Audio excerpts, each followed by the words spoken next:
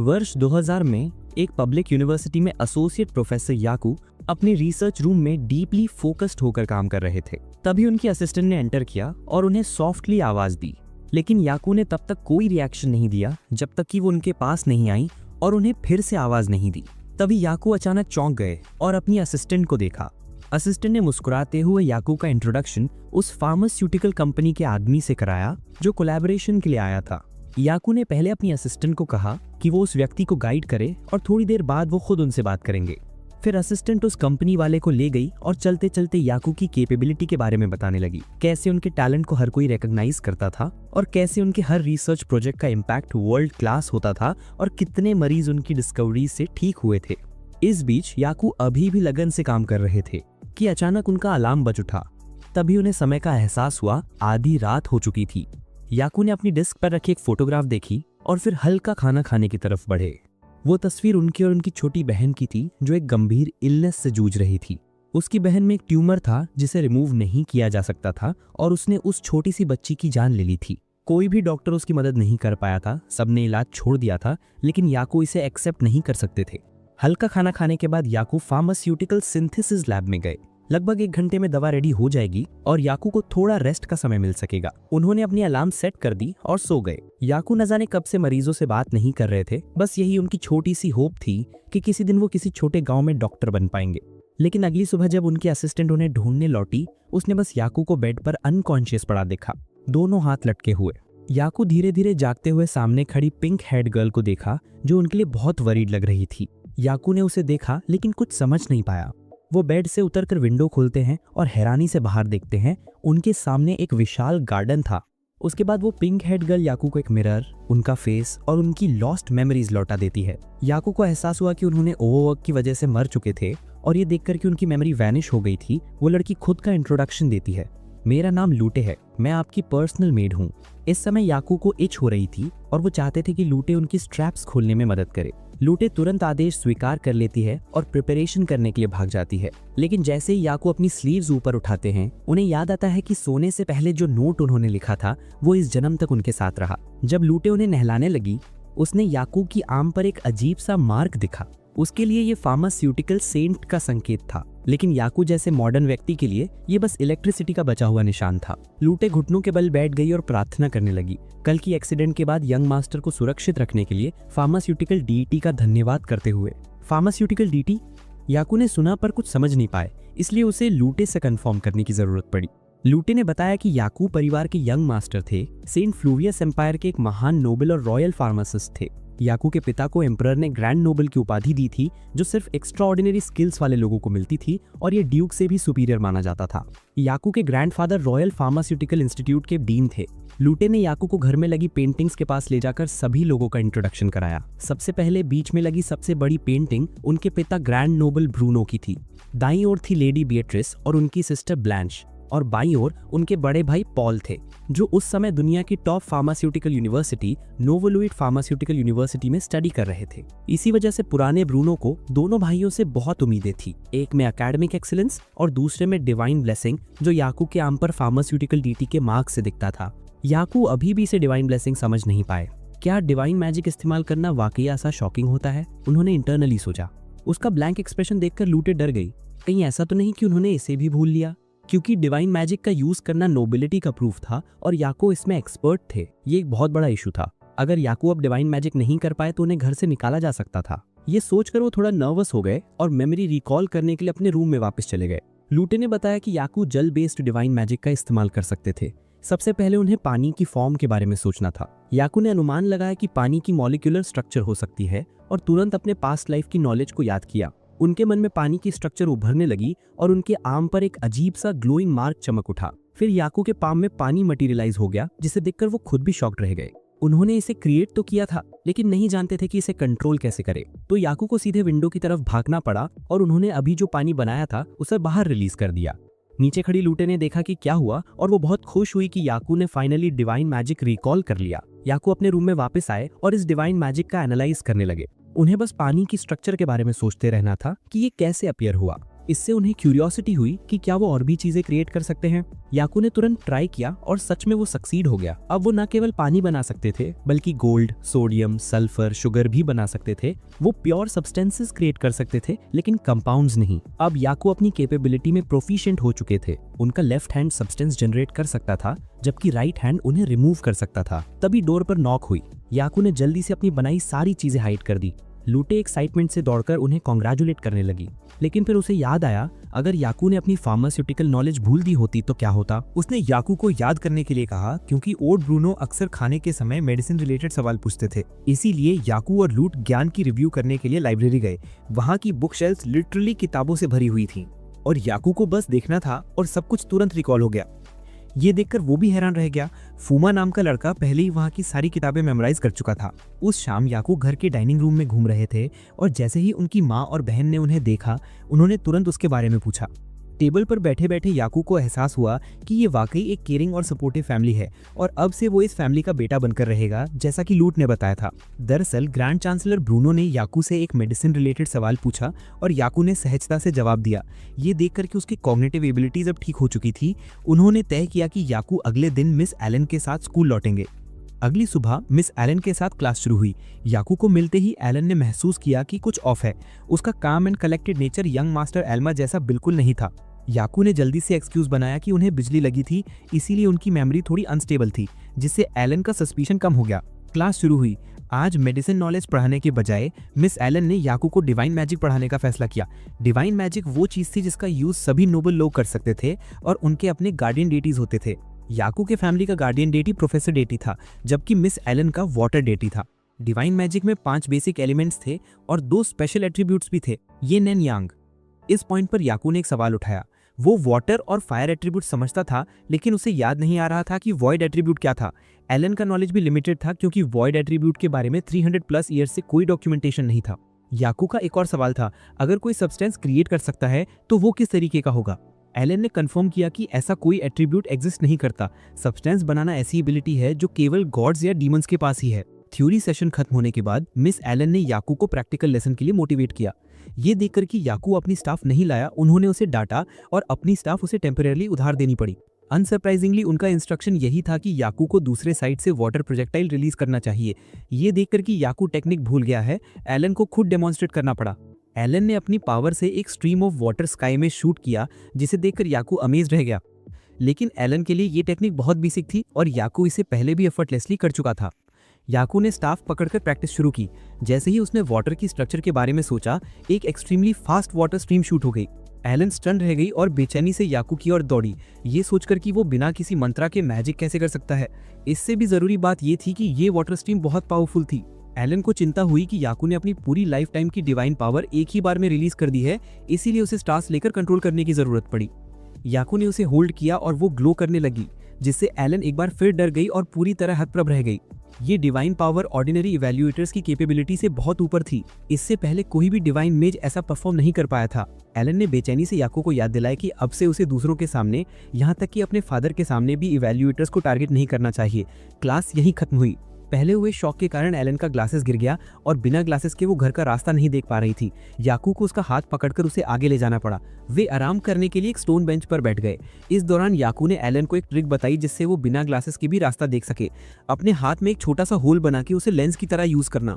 जैसे ही याकू ये एबिलिटी दिखा रहा था, उसने अनजाने में देखा कि एलन के राइट हैंड की एक फिंगर नीली चमक रही थी। वो उसकी ओर दौड़ा और पता चला कि ये इंजरी आज सुबह ही हुई थी। याकू को ये एबिलिटी अभी पूरी तरह समझ नहीं आई थी, इसीलिए उसने एलन से इसके बारे में पूछा। एलन स्वेटिंग और टेंस्ड हो गई, पीछे हटकर बाकी इंजरीज का इवैल्यूएशन कर रही थी। ये वास्तव में डिवाइन साइट थी। याकू आखिर क्या था?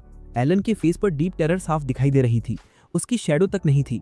याकू उसे उठाने में मदद करना चाहता था, लेकिन एलन अब इतना डर गई थी कि वो वहीं रुक नहीं सकी और तुरंत भाग गई। अगले दिन याकू को उसके फादर के कमरे में बुलाया गया और टीचर एलन के साथ हुई घटना के बारे में बताया गया। एलन ने तेज बुखार का बहाना बनाया और लंबी छुट्टी मांगी थी। याकू को तुरंत याद आ गया कि कल क्या हुआ था। अब वो जरूर उससे डर रही होगी। मार्किस ब्रूनो ने भी डीप ब्रेथ लिया और एलन को छोड़ दिया। स्टूडेंट्स का नर्चरिंग एक डॉक्टर की ट्रेनिंग का हिस्सा था, लेकिन एलन इसे पूरी तरह मैनेज नहीं कर सकी।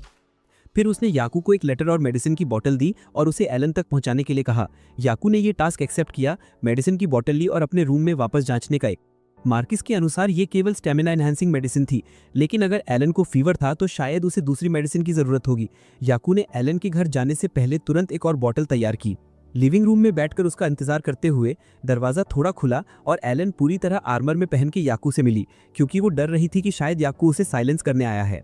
याकू ने जल्दी से एक्सप्लेन किया कि वो बस अपने फादर की मेडिसिन देने आया था। ये सुनकर एलन और घबरा गई। उसे लगा कि मेडिसिन डिलीवरी असल में पॉइजन डिलीवरी हो सकती है, बिकॉज नथिंग लाइक दैट था।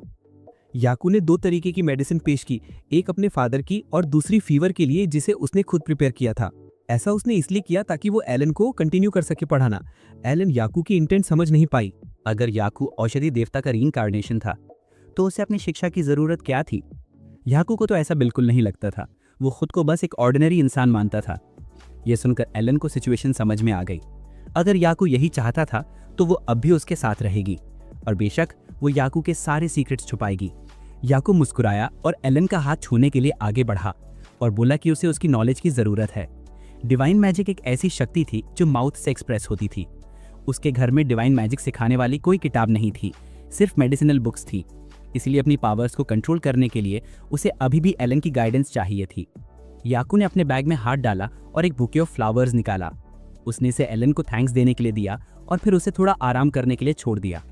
बुके को पकड़ते ही एलन का फेस ब्लश हो गया।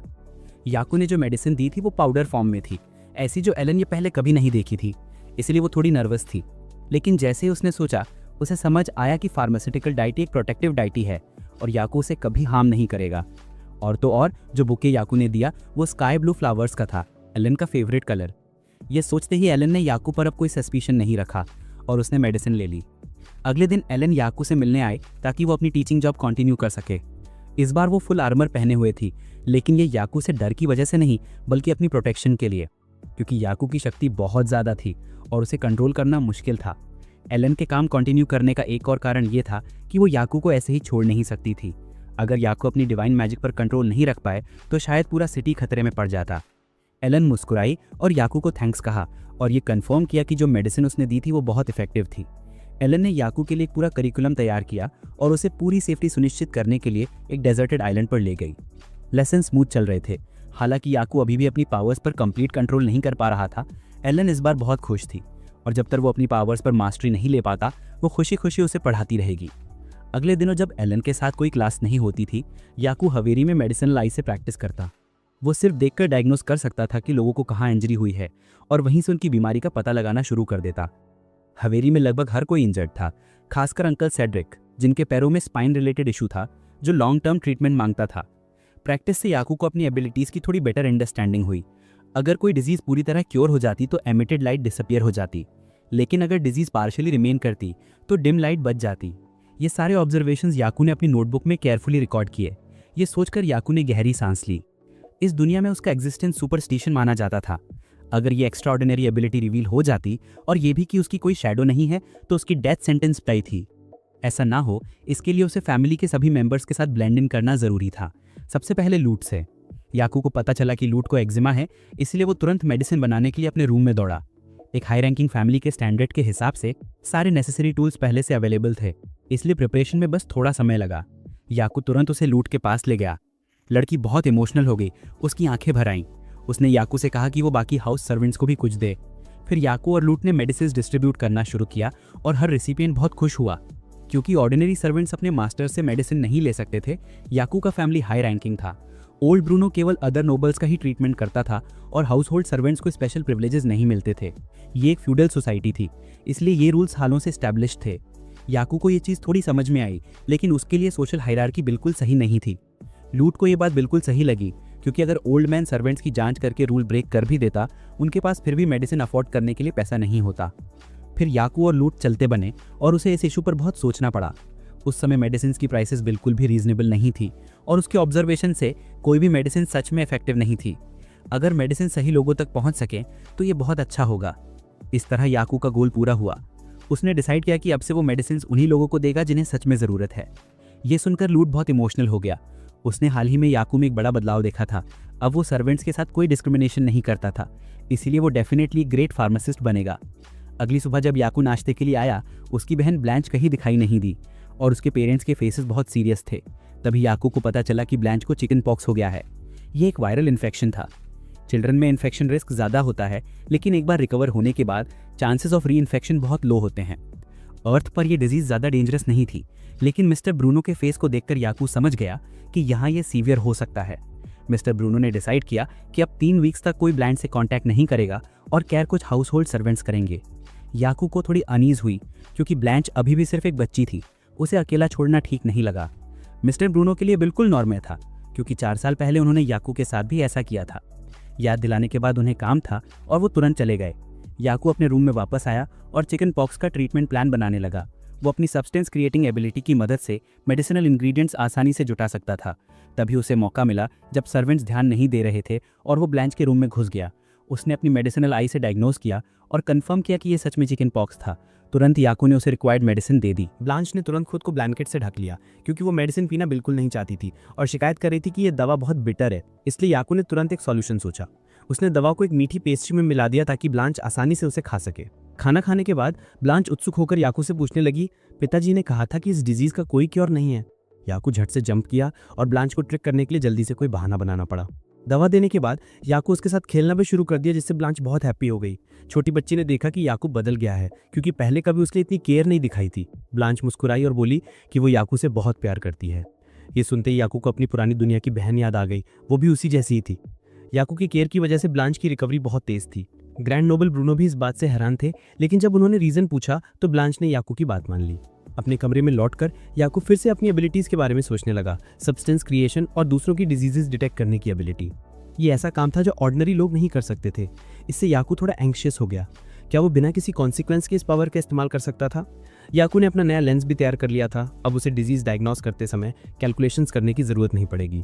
तभी बटलर याकू को बुलाने आया और बताया कि ओल्ड मास्टर ने उसे एक जरूरी काम से बुलाया है। याकू तुरंत दौड़कर अपने पिता के कमरे में गया और उन्हें अपना सामान तैयार करने का इंस्ट्रक्शन दिया। वो एम्परर की डिजीज चेक करने के लिए उनके पीछे पीछे रॉयल पैलेस गया। याकू को समझाते हुए वो बार बार कॉफ करता और याकू तुरंत समझ गया कि ये कोई ऑर्डिनरी कॉफ नहीं है। याकू अपने पिता का डायग्नोसिस करने ही वाला था कि उसे याद दिलाया गया कि ऐसा ना करें, कहीं पता ना चल जाए। इसलिए वो रुक गया। एम्परर की बीमारी के बारे में वो याकू को पहले नहीं बता सकता था। इसके बाद वो और याकू पैलेस में गए। एम्परर के चेंबर में काउंटलेस सर्वेंट्स मौजूद थे। ग्रैंड नोबल ब्रूनो को आते देखकर वे दौड़कर उनका स्वागत करने लगे और बताया कि एम्परर की स्थिति बिल्कुल ठीक नहीं है और ब्रूनो को पहले से ही पता था, उनके लंग्स बहुत वीक थे। प्रणाम करने के बाद पर्दे खोले गए और याकू को ये जानकर शॉक हुआ कि एम्परर एक फीमेल थी। एलिजाबेथ रोमन बेड पर वीक पड़ी थी, एक हाथ भी मूव नहीं कर पा रही थी। इसके बाद ग्रैंड नोबल ने याकू से कहा कि वो उनकी केस हैंडल करे। याकू ने नाइफ निकाला और महारानी की उंगली पर एक छोटा सा कट लगाया, फिर उसे एक टेस्ट ट्यूब में डाल दिया जो तुरंत ग्लो करने लगी। याकू बस देखता रहा, समझ नहीं पा रहा था कि क्या डिजीज डिटेक्ट इसी तरह होती है। जब एम्परर के बेड के पर्दे फिर से बंद हुए तो एस्ट्रोलॉजर्स गए जो सिर हिलाकर बता सके कि एम्परर का फेट बहुत खराब है, शायद अब ज्यादा दिन नहीं बचे। ब्रूनो बस मुंह बनाकर ट्रूथ एक्सेप्ट कर सकता था, हालांकि उन्हें लगता था कि अगर वे महारानी की प्रॉपर केयर करे तो थोड़ी होप तो हो सकती थी। उन्होंने याकू को अपने पीछे बुलाया। उसका काम था कि जब तक पिता मेडिसिन प्रिपेयर करे उनके पास खड़ा रहे और मदद करे। इस समय याकू के मन में दुनिया के फार्मासिस्ट के बारे में अनगिनत थॉट्स घूम रहे थे। उन्हें फ्रीडम थी कि वो मेडिसिन खुद लिखें, इसलिए वो सेम टाइम में ट्रीटमेंट और मेडिसिन प्रिपरेशन कर सकते हैं। स्टैंडिंग वहां पर याकू ने तुरंत पहचान लिया कि ग्रैंड नोबल कुछ प्रकार की ओपियम यूज कर रहे हैं। शायद वो किसी बेहोशी की दवा प्रिपेयर कर रहे थे। प्रिपरेशन के बाद महारानी के बेड के पास पहुंची। उन्होंने वीक होकर ब्रूनो की तरफ देखा और सच बताने को कहा कि क्या उनकी हेल्प पॉसिबल है। महारानी को अश्योर करने के लिए ब्रूनो ने अभी तैयार की गई मेडिसिन वायल दिखाई और कहा कि ये बहुत इफेक्टिव है और इससे उन्हें ब्रीदिंग में मदद मिलेगी। याकू खड़ा देखता रहा, इसे एक्सेप्ट नहीं कर पा रहा था। ये मेडिसिन सिर्फ उनके दर्द को टेम्परेरी रिड्यूस कर रही थी और कोई परमानेंट इफेक्ट नहीं था। इस समय एम्परर के क्लोज लोग ट्रूथ एक्सेप्ट कर चुके थे और आपस में विस्पर कर रहे थे कि प्रीस्ट को बुलाने का आदेश दिया जाए। एम्परर शायद कल शाम तक ही जीवित रहेंगी। याकू ने अपनी आईब्रोज उठाई। इसे एक्सेप्ट नहीं कर सकता था। इस कमरे में इतने सारे लोग खड़े थे, फिर भी कोई उन्हें ठीक नहीं कर सकता था। प्रीस्ट को बुलाना और पेन किलर देना, उन्हें पेनलेस डेथ में हेल्प करना, इससे अलग कुछ नहीं था। अब और ना देख पाने के कारण याकू ने अपनी मेडिकल आई एक्टिवेट की और महारानी का डायग्नोसिस शुरू कर दिया। उन्हें कई बीमारियां थी। लंग्स बहुत वीक थे, कैंसर, ब्रोंकियल डायलेशन और निमोनिया भी। याकू ने और गौर से देखा, ये ऑर्डिनरी निमोनिया नहीं थी, ये पल्मोनरी ट्यूबरक्लोसिस थी, जिसे प्यार से व्हाइट डेथ कहा जाता है। उस समय सीटी स्कैन नहीं था, इसलिए महारानी का इलाज केवल मेडिसिन से ही पॉसिबल था। याकू के माइंड में तुरंत 4 ट्रीटमेंट प्लान्स आए और रिफैम्पिसिन सबसे इफेक्टिव साबित हुई। लेकिन ये मेडिसिन बनाना आसान नहीं था, क्योंकि मॉलिक्यूलर वेट बहुत हाई था और स्ट्रक्चर कॉम्प्लेक्स था। अगर वो फेल होता तो क्या होता, ये सोचकर याकू थोड़ा एंग्शियस हो गया। लेकिन जब महारानी के बच्चे रोकर कमरे में आए तो याकू में एक डॉक्टर लाइक डिटर्मिनेशन वापस आ गया। उसे अपने पेशेंट का सामना करना था, डिजीज का सामना करना था और महारानी की जान बचानी थी। याकू ने डीप ब्रेथ लिया और पूरे डिटर्मिनेशन के साथ महारानी के बेड साइड गया, उन्हें प्रणाम किया और अपनी डिजायर टू ट्रीट एक्सप्रेस की। ब्रूनो चौंक गया। उसे लगा कि उसका बेटा जल्दबाजी में है और उसे रोकना चाहिए, लेकिन महारानी ने उसे रोक दिया। याकू के कॉन्फिडेंस में इतना दम था कि उसने ट्रीटमेंट एक्सेप्ट करने का अश्योरेंस दिया। याकू की आंखों में डिटर्मिनेशन देखकर महारानी ने कमरे में मौजूद ऑफिशियल्स को भी रोक दिया। जब वो हेल्दी थी तो वो देश की सबसे पावरफुल डिवाइन मैजिक यूजर थी, इसलिए वो डिसाइड कर सकती थी कि किस पर ट्रस्ट करना है। वो याकू की आंखों में देख सकती थी कि यही वो अकेला व्यक्ति है जिसने हार नहीं मानी, इसलिए उसने अपना जीवन पूरी तरह से याकू को सौंपने का फैसला किया। याकू ने मिशन एक्सेप्ट किया और तुरंत अपने रूम में बंद हो गया। बाहर दस्तक दे रहे पिता की बात इग्नोर कर दी। याकू अपने काम पर फोकस्ड रहा। उसका मकसद था दवा के जरिए ट्यूबरकुलोसिस वायरस को खत्म करना। उसे 3-4 अलग अलग मेडिसिन को मिलाना था।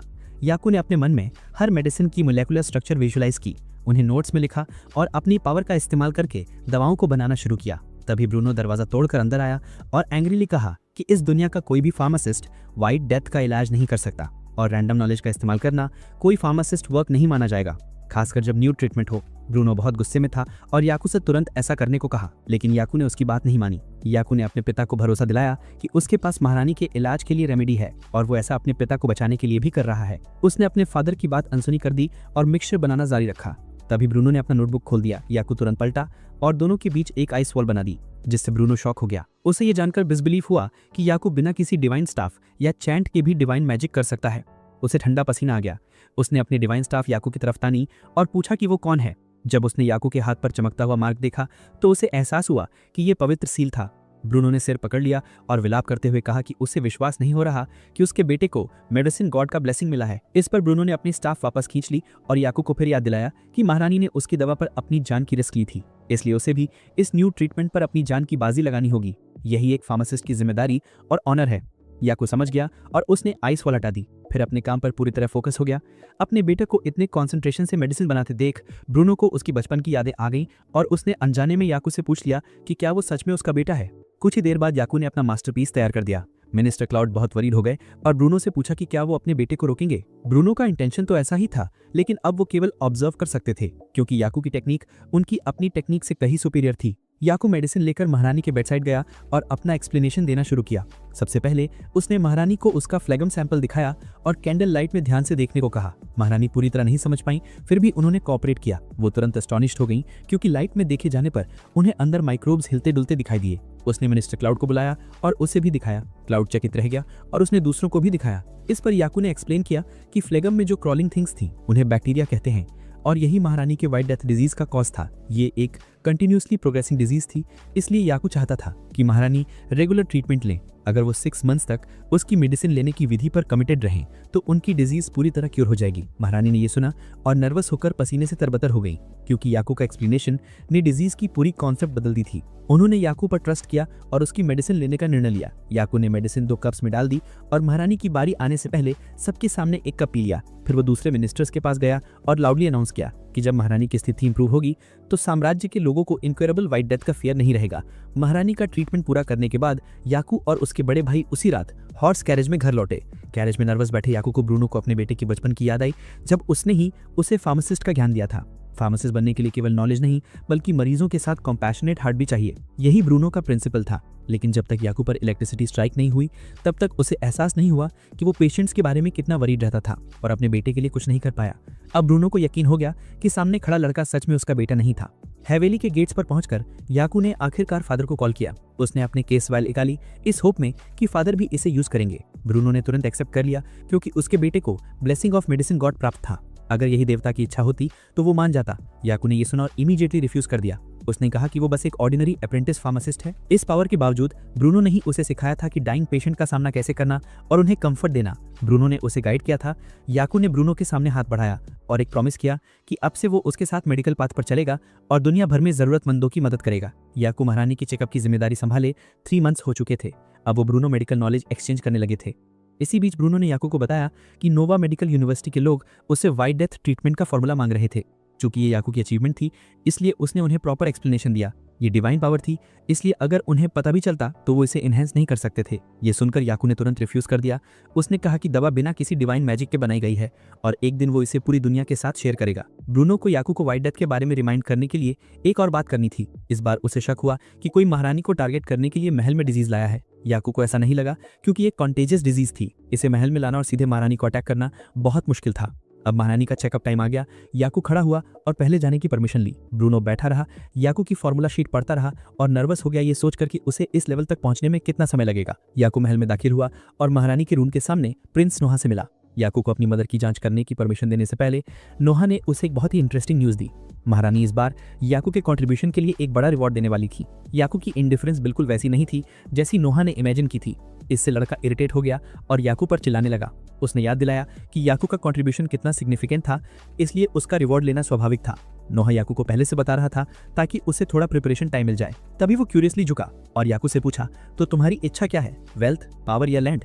याकू बस स्माइल किया और उन चीज़ों से पोलाइटली इनकार कर दिया। उसे इनमें से किसी की जरूरत नहीं थी।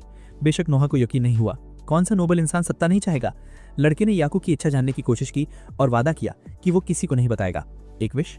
इस मोमेंट पर याकू ने अपनी इच्छा के बारे में गंभीरता से सोचा और नोहा से कहा कि अगर पॉसिबल हो तो वो एक हॉस्पिटल खोलना चाहता है। एक ऐसी जगह जो रईसों और आम लोगों, अमीर और गरीब के बीच कोई भेदभाव न करे।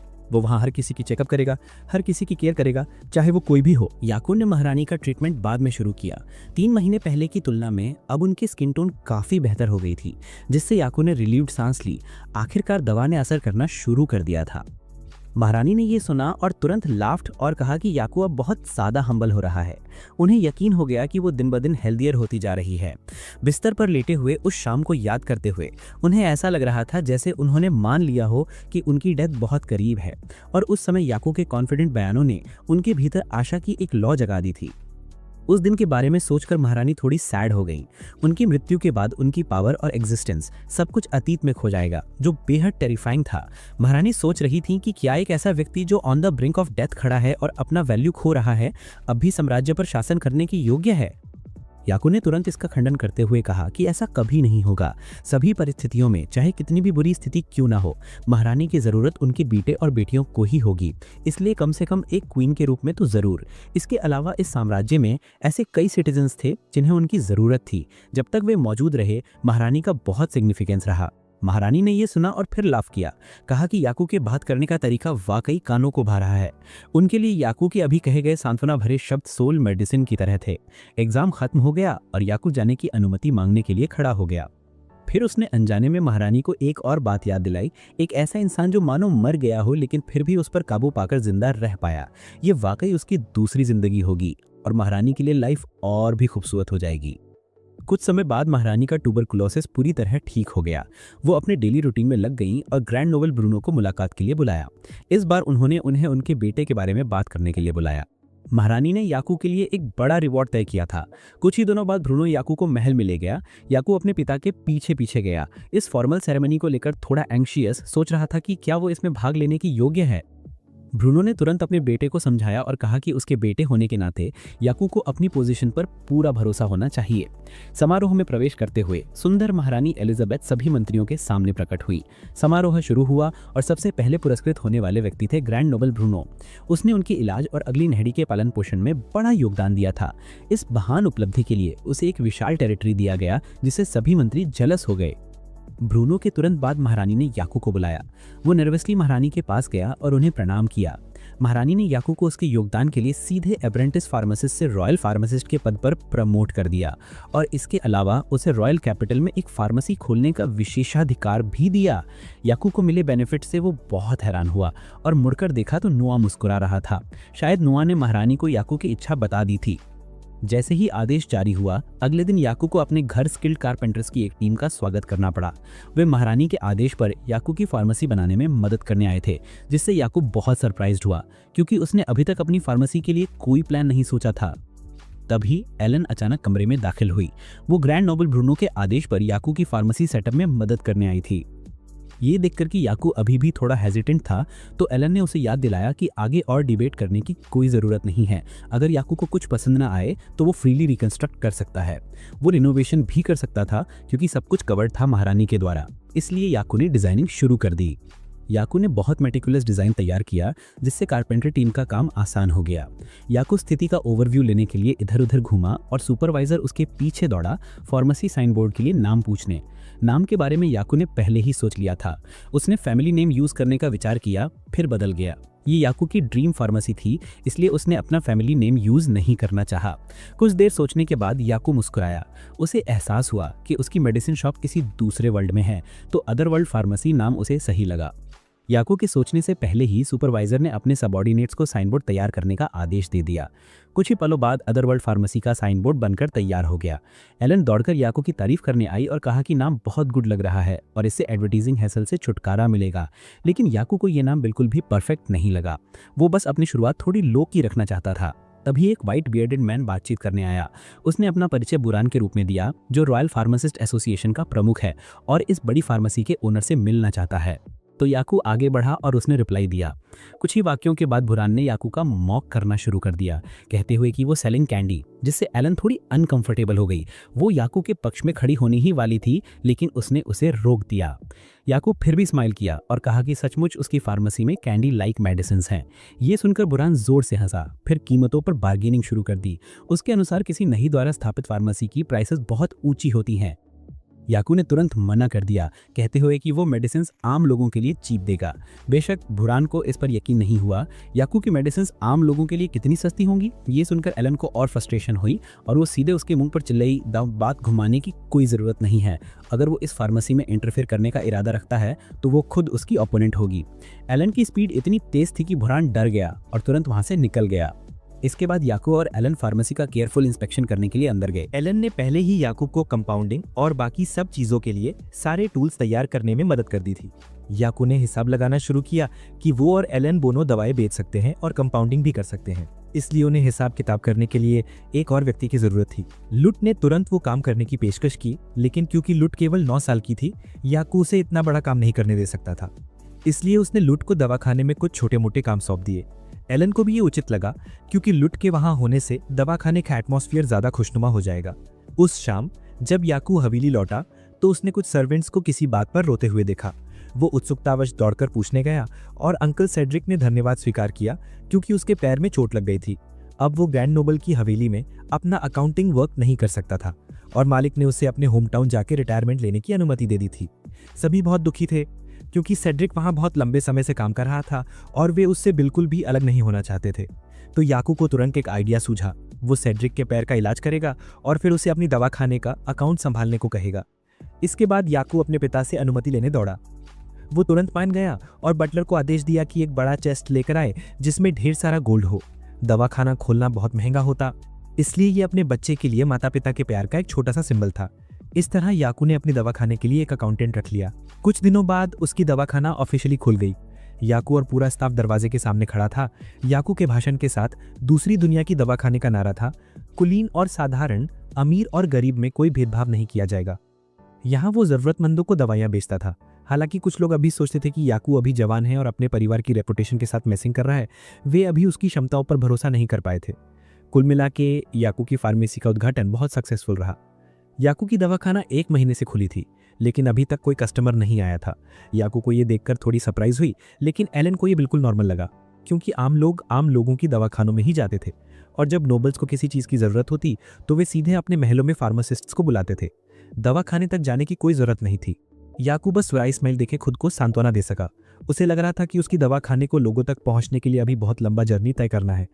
एलन ने याकू को समझाने के लिए कुछ और रीजंस बताए। रॉयल फार्मासिस्ट हमेशा से एक दुर्लभ टाइटल रही है। ये दवाखाना ग्रैंड नोबल्स बेटे ने खोला था, इसलिए लोगों का हेजिटेशन स्वाभाविक था। अंकल सेड्रिक को अब कस्टमर्स कैसे मिलेंगे, इसकी चिंता होने लगी थी। याकू की इच्छा उन लोगों को दवा बेचने की थी जिन्हें इसकी ज़रूरत थी, लेकिन ये उनके लिए सबसे मुश्किल गोल लग रहा था। तभी लुट उत्साह से कमरे में दौड़ी आई और उन्हें दिखाया कि उसने शहर के लोगों का सर्वे किया है और उन सभी कारणों को कंपाइल किया है जिनकी वजह से वे उसके दवाखाने में नहीं आते हैं। लुट ने अपनी प्रेजेंटेशन शुरू की। उसने कई ऐसे सवाल छांटे थे जिनका जवाब लोग अक्सर देते थे।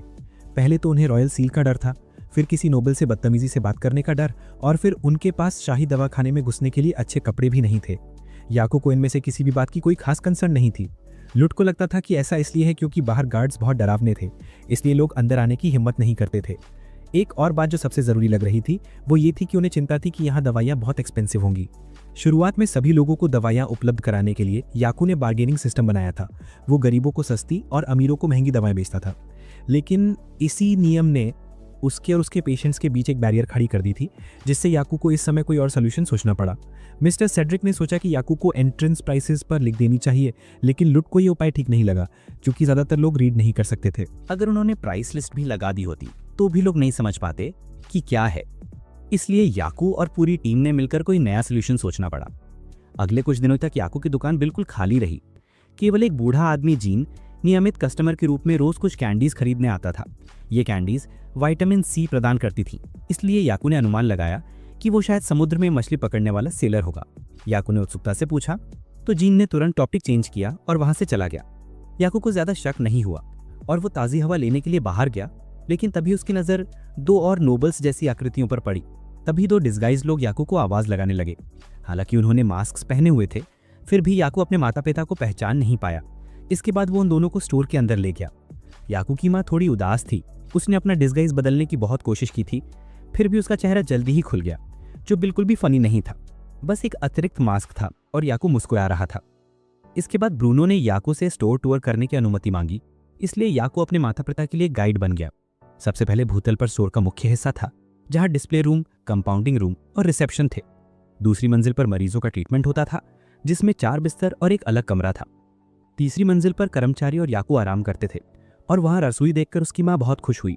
चौथी मंजिल सिर्फ याकू के लिए आरक्षित थी, जहां वो नई दवाइयां बनाने का काम करता था। पूरा टूर करने के बाद ब्रूनो ने पुष्टि की कि ये एक अच्छी दुकान है और इसमें पर्याप्त फैसिलिटीज हैं। वे रेस्टरूम में लौट आए और ब्रूनो ने अगला मुद्दा उठाया ग्राहकों का। वो जानता था कि यहाँ कुलीन ग्राहक नहीं आते, इसलिए केवल आम ग्राहक ही आते थे। यही वो मुद्दा था जिस पर याकू इसकी एडवाइस लेना चाहता था।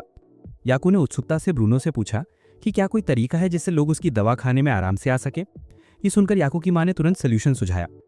उसकी राय में याकू को पहले ब्यूटी प्रोडक्ट्स बेचने चाहिए। कुलीन वर्ग ब्यूटी से प्यार करता था। अगर याकू कुलीन वर्ग को अफोर्डेबल ब्यूटी प्रोडक्ट्स बेच सकता है तो आम लोग भी उसकी प्रोडक्ट्स पर ध्यान देंगे। ब्रूनो भी उसकी पहल से सहमत था। हालांकि उसने याकू को स्पष्ट रूप से याद दिलाया कि वो व्हाइट पाउडर न बेचे। इससे पहले याकू कॉस्मेटिक सेफ्टी गारंटर के रूप में काम कर चुका था, इसलिए वो ये अच्छी तरह जानता था कि ये व्हाइट पाउडर कई मेटालिक कंपोनेंट से बना था। इसका इस्तेमाल करने से लोगों की उम्र कम हो जाती थी। एक और बात, आजकल महिलाएं अपनी त्वचा को फेयर और ग्लोइंग बनाना चाहती हैं, इसलिए वो अक्सर वेन्स डायलेशन टेक्निक अपनाती हैं, जिससे उनके शरीर को नुकसान पहुंचता था। ब्रूनो के लिए ये उनके उद्देश्य के विपरीत था, एन एक्सट्रीमली फुलिश स्टेप। तभी याकू को एक अर्जेंट ऑर्डर मिला। एक आदमी दौड़ा दौड़ा आया और बोला कि उसकी युवती बीमार पड़ गई है और वो याकू को ट्रीट करने के लिए बुलाना चाहता है। याकू ने अपने माता पिता से अनुमति मांगी और तुरंत वहां से चल पड़ा। वो कार्ट में सवार हुआ। युवती क्लोई, जिसका चेहरा पीला पड़ गया था, याकू की ओर देख रही थी, लेकिन वो अभी भी होश में थी, इसलिए अभी ज्यादा गंभीर नहीं थी। याकू ने उसकी हालत पता करने के लिए अपनी मेडिसिन आई चालू की। उसने तुरंत उसकी बाह पर कट मार्क्स देखे। ये बिल्कुल वेन्स डायलेशन टेक्निक था। याकू ने क्लोई को समझाया कि वो बिल्कुल बीमार नहीं है, लेकिन चूंकि वो अपनी नसें फैलाती रही, इसलिए उसका इन्फेक्शन रिस्क ज्यादा था। फिर याकू ने क्लोई को अपनी दुकान पर बुलाया ताकि वो उसे मेडिसिन लिख सके। दुकान में बैठी क्लोई रोते हुए याकू को अपनी परेशानी बताई। जिस आदमी से वो प्यार करती थी उसने उसे इसलिए ठुकरा दिया क्योंकि उसे सिर्फ फेयर एंड ग्लोइंग स्किन वाली लड़कियां पसंद थी। लड़की को इतना रोते देखकर याकू ने मेडिसिन लिख दी और 1 हफ्ते बाद वापस आने को कहा। वो उसकी इच्छा के अनुसार ब्यूटी प्रोडक्ट तैयार करेगा। अगले कुछ दिनों में याकू ने कॉस्मेटिक मिक्सचर तैयार करना शुरू कर दिया।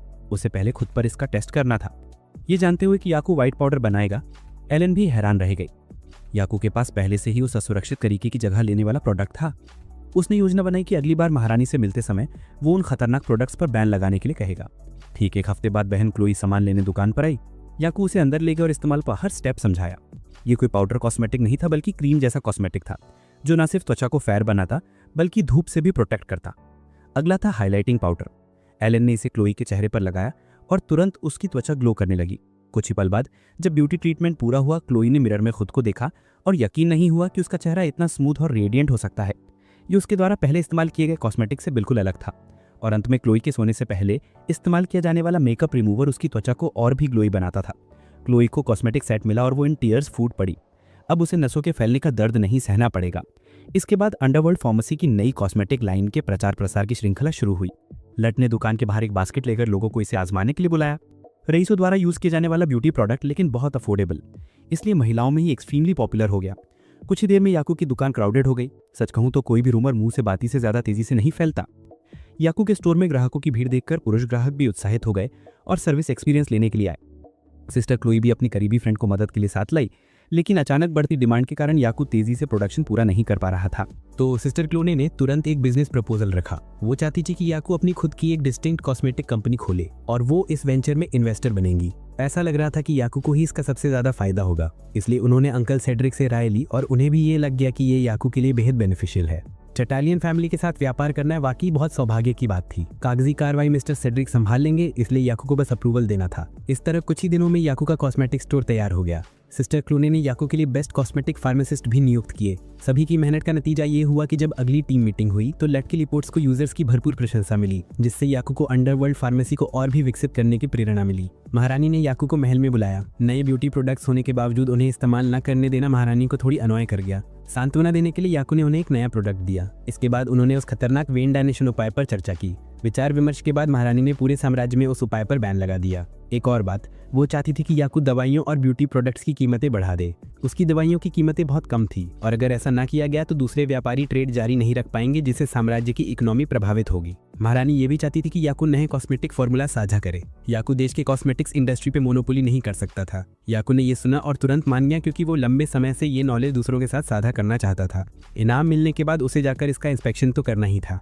ब्रूनो ने याकू को मर्सील रीजन में स्थिति का निरीक्षण करने के लिए ले गया। ये एक बहुत बड़ा क्षेत्र था जो महारानी ने ब्रूनो को तब दिया था जब उसने उनकी बीमारी के इलाज में योगदान दिया था। ये रीजन साम्राज्य का प्रमुख पोर्ट माना जाता था और औषधीय हर्ब्स का बड़ा उत्पादक भी। याकू के लिए इस क्षेत्र का इनहेरिटेंस वैल्यू बहुत बड़ा था। अब ब्रूनो फॉर्मर ओनर द्वारा बताई गई सभी समस्याओं पर ध्यान दे रहा था। सब कुछ स्थिर रूप से चल रहा था, सिवाय एक इशू के जो पिछले ओनर को सिरदर्द दे रहा था। ये इशू नेडेल राज्य के ईस्ट आइडन ट्रेड एसोसिएशन के बारे में था। वो टैक्स इवेजन के लिए उस राज्य की अथॉरिटी ढाल की तरह इस्तेमाल कर रहे थे। ब्रूनो ने थोड़ी देर सोचा और फिर डिसीजन लिया। वो अगले कदम पर विचार करने से पहले याकू की राय सुनना चाहता था। संभव हो तो वो टैक्स थोड़ा कम करना चाहता था ताकि स्थिति सुधरे। तभी उसने याकू की ओर देखा और लॉर्ड ने तुरंत उसका इरादा समझ लिया। उसने याकू को बताया कि इस क्षेत्र का सी बहुत सुंदर है और थोड़ा वहां जाकर प्ले करना चाहिए। ये जानकर कि यहाँ रुकने से कुछ हासिल नहीं होगा, याकू तुरंत वहां से चला गया। सी शोर पर कदम रखते ही उसने देखा कि ब्लांच और लट रेत का कासिल बना रहे थे। याकू को आते देख ब्लांच ने उसका हाथ पकड़ लिया और क्यूट जेस्चर्स करते हुए थोड़ी देर खेलने की अनुमति मांगी। ये देखकर लट भी तुरंत उनके साथ खेलने लगी और याकू से वादा किया कि वो उस यंग मिस्ट्रेस पर कड़ी नजर रखेगी।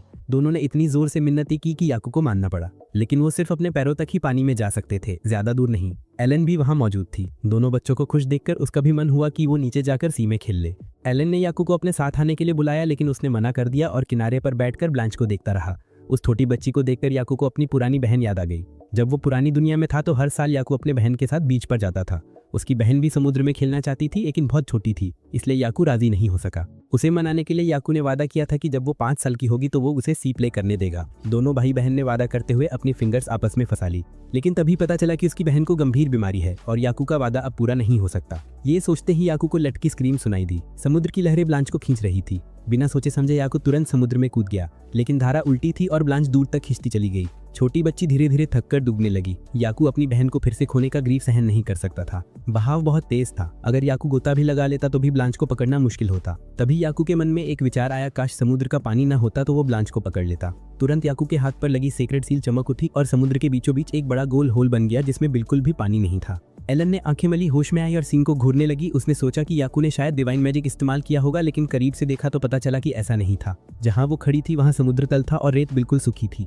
एलन को पसीने छूट गए। आखिर याकू ने क्या किया? उसके बाद याकू दोनों को किनारे पर ले आया। ब्लांच जाग गई और डर के मारे फूट फूट कर रोने लगी। उसने याकू को गले लगाया। याकू ने बच्ची को दिलासा दिया और ब्लांच की जांच के लिए अपनी मेडिसिन आई चालू की। सौभाग्य रहा कि बच्ची ने पानी नहीं निगला, इसलिए वो ठीक थी। तभी एलन बोल पड़ी, याकू तुमने अभी क्या किया? याकू को भी ठीक पता नहीं था। उसे लगा उसने कोई डिवाइन मैजिक जगाया, लेकिन एलन को ऐसा नहीं लगा। याकू ने अभी अभी समुद्र का एक बड़ा हिस्सा मिटा दिया था। कोई भी डिवाइन मैजिक ऐसा नहीं कर सकता। लट ने ये सुना और पसीने से तरबतर हो गया। भारी माहौल को हल्का करने के लिए एलन ने तुरंत याकू की प्रेस कर दी। उसने जो किया था वो वाकई अमेजिंग था। ब्लांच को बचाने के लिए उसका डिवाइन पावर अब पूरी तरह सफल रहा। याकू ने अपनी बहन को ही बचाया था। उस रात बिस्तर पर बैठा याकू बार बार दोपहर का वो सीन याद करता रहा। जब वो ब्लांच को बचाना चाहता था तो उसका इरादा सिर्फ सी वाटर को हटाने का था, लेकिन अचानक वहां मौजूद हर चीज कंप्लीटली वैनिश्ड हो गई थी। मानव शरीर 70% वाटर है। अगर याकू ने उस समय कोई भी मिस्टेक की होती तो ब्लांच और एलेन दोनों खतरे में पड़ सकते थे। तभी लुट ने याकू को पुकारा और टाइडल इंसिडेंट को फिर से याद किया। याकू ने सोचा था कि लुट उस समय उसके डिवाइन पावर से डर गई होगी, लेकिन नहीं, लुट को डर था कि वो अपनी यंग मिस्ट्रेस को बचा नहीं पाएगी। ये देखकर याकू ने लुट का करेज बढ़ाया। वो तैरना नहीं जानती थी, इसलिए अगर वो डूब भी जाती तो भी ब्लांच को बचा नहीं पाती। इसके विपरीत उस समय लुट का कदम राइट मूव था। हालांकि लुट उसकी बहन नहीं थी, फिर भी याकू उसे अपने फैमिली का हिस्सा मानता था। ये तो खुशकिस्मती थी कि वो अब भी सेफ थी। लुट भावुक हो गई और घुटनों के बल बैठकर याकू का थैंक्स अदा किया। उसके एनकरेजिंग वर्ड्स ने याकू को भी राहत महसूस कराई। इस तरह एक अजीब कल्ट को पता चला कि याकू ने अपने डिवाइन पावर से एक समुद्री क्षेत्र को इरेज्ड, और वो भी बिना कोई शैडो छोड़े।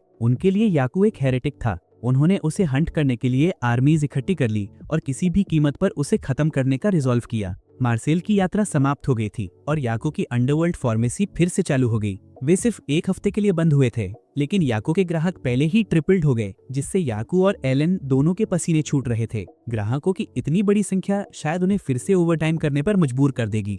तभी याकू ने देखा कि सफेद कपड़े पहने दो लोग कुछ विस्परिंग कर रहे हैं। वो खुशी खुशी उनके पास गया एडवाइस देने के लिए, लेकिन उन्होंने याकू को घूरा और तुरंत चले गए। ये देखकर याकू को अभी भी वो दोनों आदमी बहुत सस्पिशियस लगे। एलन और लुट को भी ऐसा ही लगा। याकू से पहले लुट उनसे काउंसिल लेने आई थी, लेकिन उन्होंने उसकी बात अनसुनी कर दी, बस याकू पर ध्यान दिया। इसलिए सेफ्टी रीजन से याकू ने नया डिसीजन लिया और नई टीम को और भी सतर्क रहने का आदेश दिया। वो नहीं चाहते थे कि ऐसी बातें अदर कस्टमर्स को प्रभावित करें। अगली सुबह जैसे ही रात की शिफ्ट बदलने वाले कर्मचारी फार्मेसी का डोर ओपन करते हैं, फॉग के बीच से एक मैड हॉर्स मिट्टी भरी गाड़ी खींचते हुए सीधे अंदर आ गया। ये खबर तुरंत ग्रैंड नोबल ब्रूनो को दी गई, जो बहुत एंग्री हुआ। उसने इसे अपने परिवार के खिलाफ डेक्लेरेशन ऑफ वॉर माना। ब्रूनो ने नाइट को महारानी के पास रिपोर्ट करने का आदेश दिया। फिर याकू से पूछा कि उसने किसी सस्पिशियस पर्सन को देखा है। याकू ने अनुमान लगाया कि ये सिर्फ फार्मासिस्ट एसोसिएशन या कल देखे गए 2 men in white हो सकते हैं, लेकिन चूंकि अभी तक कोई एविडेंस नहीं था, इसलिए वो कोई कंक्लूजन नहीं निकाल सका और ज्यादा एक्यूरेट इन्फो हासिल करना चाहता था। इसके बाद याकू फार्मेसी का इंस्पेक्शन करने दौड़ा। अंकल सेड्रिक इस घटना से बहुत अपसेट थे। पूरी दुकान बदबूदार मड से भर गई थी। हालांकि उन्होंने हवा को शुद्ध करने के लिए डिवाइन मैजिक का प्रयोग किया। इतनी मड को तुरंत हटाना मुश्किल था। दुर्भाग्य में भी फॉर्चून छिपी थी। केवल पहली मंजिल को नुकसान पहुंचा, ऊपरी मंजिलें अभी भी ठीक थी। लुट और एलन पहले ही कुछ मेडिसिन याकू के हवेली में पहुंचा चुके थे, इसलिए इस बार डैमेज ज्यादा नहीं हुआ।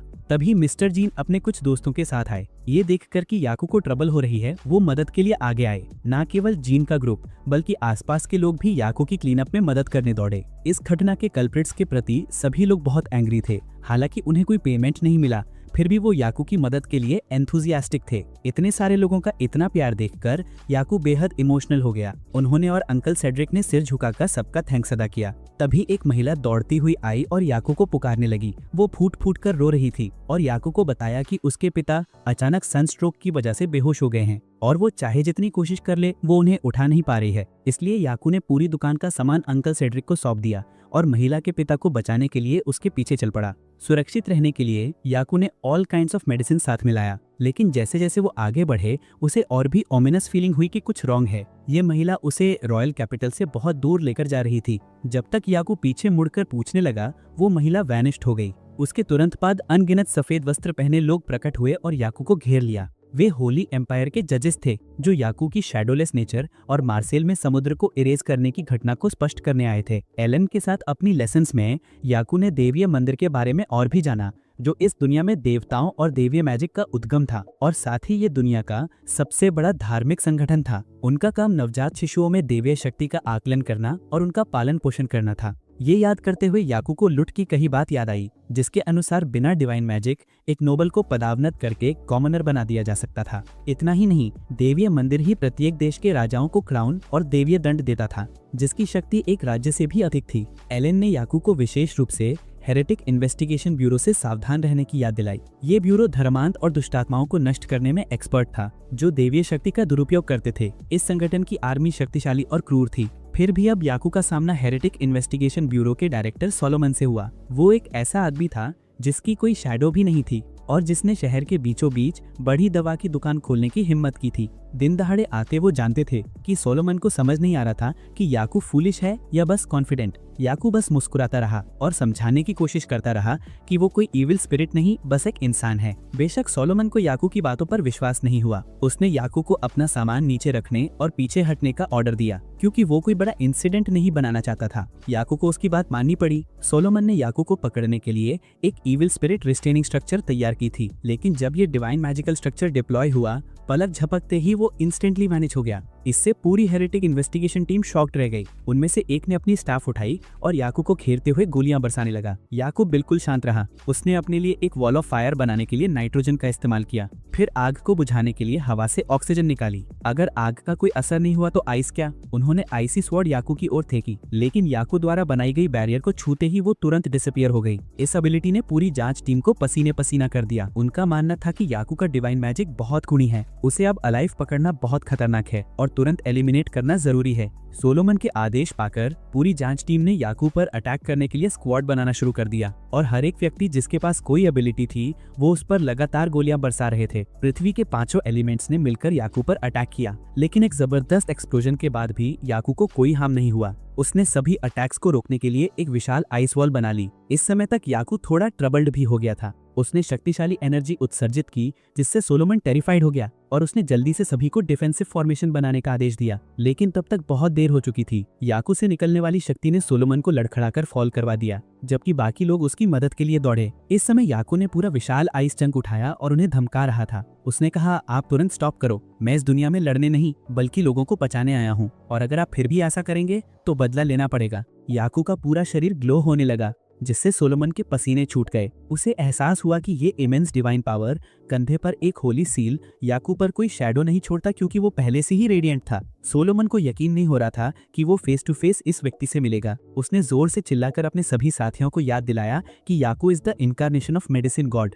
पूरे ग्रुप ने तुरंत याकू के सामने अपने पाप स्वीकार किए और बाउड। घोड़े से गिरने के कारण सोलोमन के पैर से बहुत ब्लड बह रहा था। ये देवता के खिलाफ ब्लास्फेमी था, इसलिए उसने याकू के सामने एटोनमेंट करने के लिए सुसाइड करने का डिसीजन लिया। सोलोमन ने डैगर निकाला और खुद को मारने ही वाला था कि याकू ने उसे रोक दिया। उसने कहा, मैं शुरू से ही लोगों को बचाने आया हूँ। अगर आप मुझे और मेरी फार्मेसी परेशान नहीं करेंगे तो किसी की डेथ नहीं होगी। इसके बाद याकू ने सोलोमन का डायग्नोस करने के लिए अपनी मेडिकलाइज एक्टिवेट की। घोड़े से गिरने के कारण उसे पहले ही ओपन बोन फ्रैक्चर हुआ था। निकलने वाली लाइट सफेद थी, जिससे पता चलता है कि याकू अभी भी उसका ट्रीटमेंट कर सकता था। सबसे अच्छा तरीका तो यही था कि सोलोमन का ये अंग एम्प्यूटेट कर दिया जाए, लेकिन तभी एक रेड लाइट निकली जिससे याकू को दोबारा सोचने पर मजबूर कर दिया। अगर उसने अभी अंग काट दिया तो ब्लड इन्फेक्शन हो सकता था। याकू को इलाज का कोई दूसरा तरीका अपनाना पड़ता। बोन को जोड़ने के लिए सर्जरी ज्यादा कारगर होती, लेकिन इस दुनिया में सर्जरी जैसी कोई चीज नहीं थी। सिर्फ याकू ही ऐसा कर सकता था। याकू थोड़ा हेजिटेंट हुआ। उसे समझ नहीं आ रहा था कि वो ये काम ठीक से कर पाएगा या नहीं। कुछ देर सोचने के बाद उसने सभी को एक हॉर्स कार्ट मंगाने का आदेश दिया। उसने एक स्टोन प्लेटफॉर्म बनाया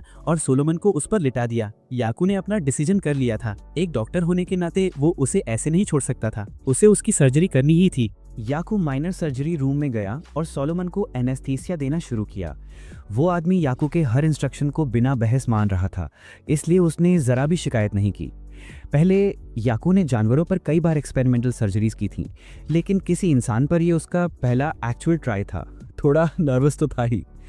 याकू ने गहरी सांस ली और फिर उसने काम शुरू कर दिया। इस वक्त अगर वो नहीं होता तो सोलोमन को बचाने वाला कोई नहीं था।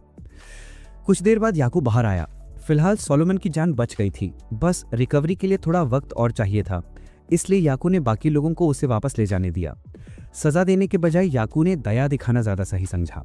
पूरे ग्रुप ने तुरंत औषधि देवता को धन्यवाद देते हुए फुल प्रोस्ट्रेशन किया, लेकिन याकू ने उन्हें तुरंत रोक दिया और साफ कहा कि वो कोई मेडिसिन गॉड या डिवाइन फिगर नहीं है।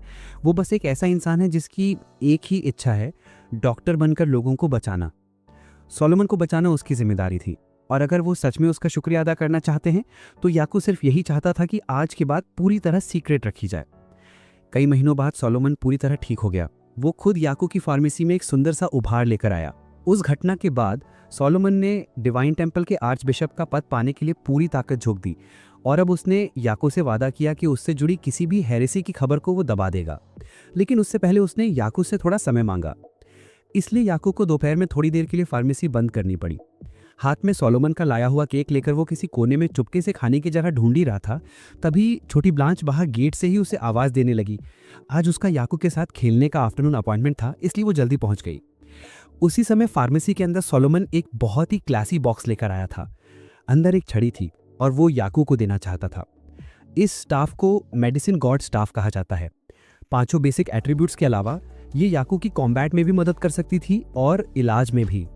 याकू थोड़ा कंफ्यूज था, इतना कीमती गिफ्ट स्वीकार करे या ना करे, लेकिन सोलोमन का एक्साइटेड फेस देखकर उसने उसे ले लिया और ज़रा सा ट्राई किया। जैसे ही याकू ने स्टाफ में डिवाइन पावर डाली, तेज रोशनी निकल पड़ी। सोलोमन के लिए यह साफ संकेत था, the staff has accepted Yaku as his true master. वो छड़ी इतनी खूबसूरत थी कि एलन तो उसे देखकर ही मंत्रमुग्ध हो गई, इसलिए याकू ने उसे थोड़ी देर पकड़ने दिया। लेकिन जैसे ही एलन ने उसे थामा, स्टाफ उसके हाथ से फिसल कर गिर गई। सोलोमन ने तुरंत समझाया कि ये डिवाइन स्टाफ इस दुनिया की नहीं है और सिर्फ याकू ही इसका इस्तेमाल कर सकता है। याकू ने जल्दी से स्टाफ उठाई, तभी उसकी नज़र उस पर लगे कई बटनों पर पड़ी और वो क्यूरियोसिटी में मुड़कर पूछ बैठा, क्या ये उड़ भी सकती है? याकू का अंदाज़ा एकदम सही था। जैसे ही उसने थोड़ी सी डिवाइन पावर डाली, स्टाफ तुरंत हवा में उठ गई और याकू को भी ऊपर ले जाने लायक पावर थी। मुलाकात के बाद याकू ने सोलोमन को दरवाजे तक छोड़ा। जाने से पहले उसके पास याकू के लिए एक और गिफ्ट था, एक पेंडेंट।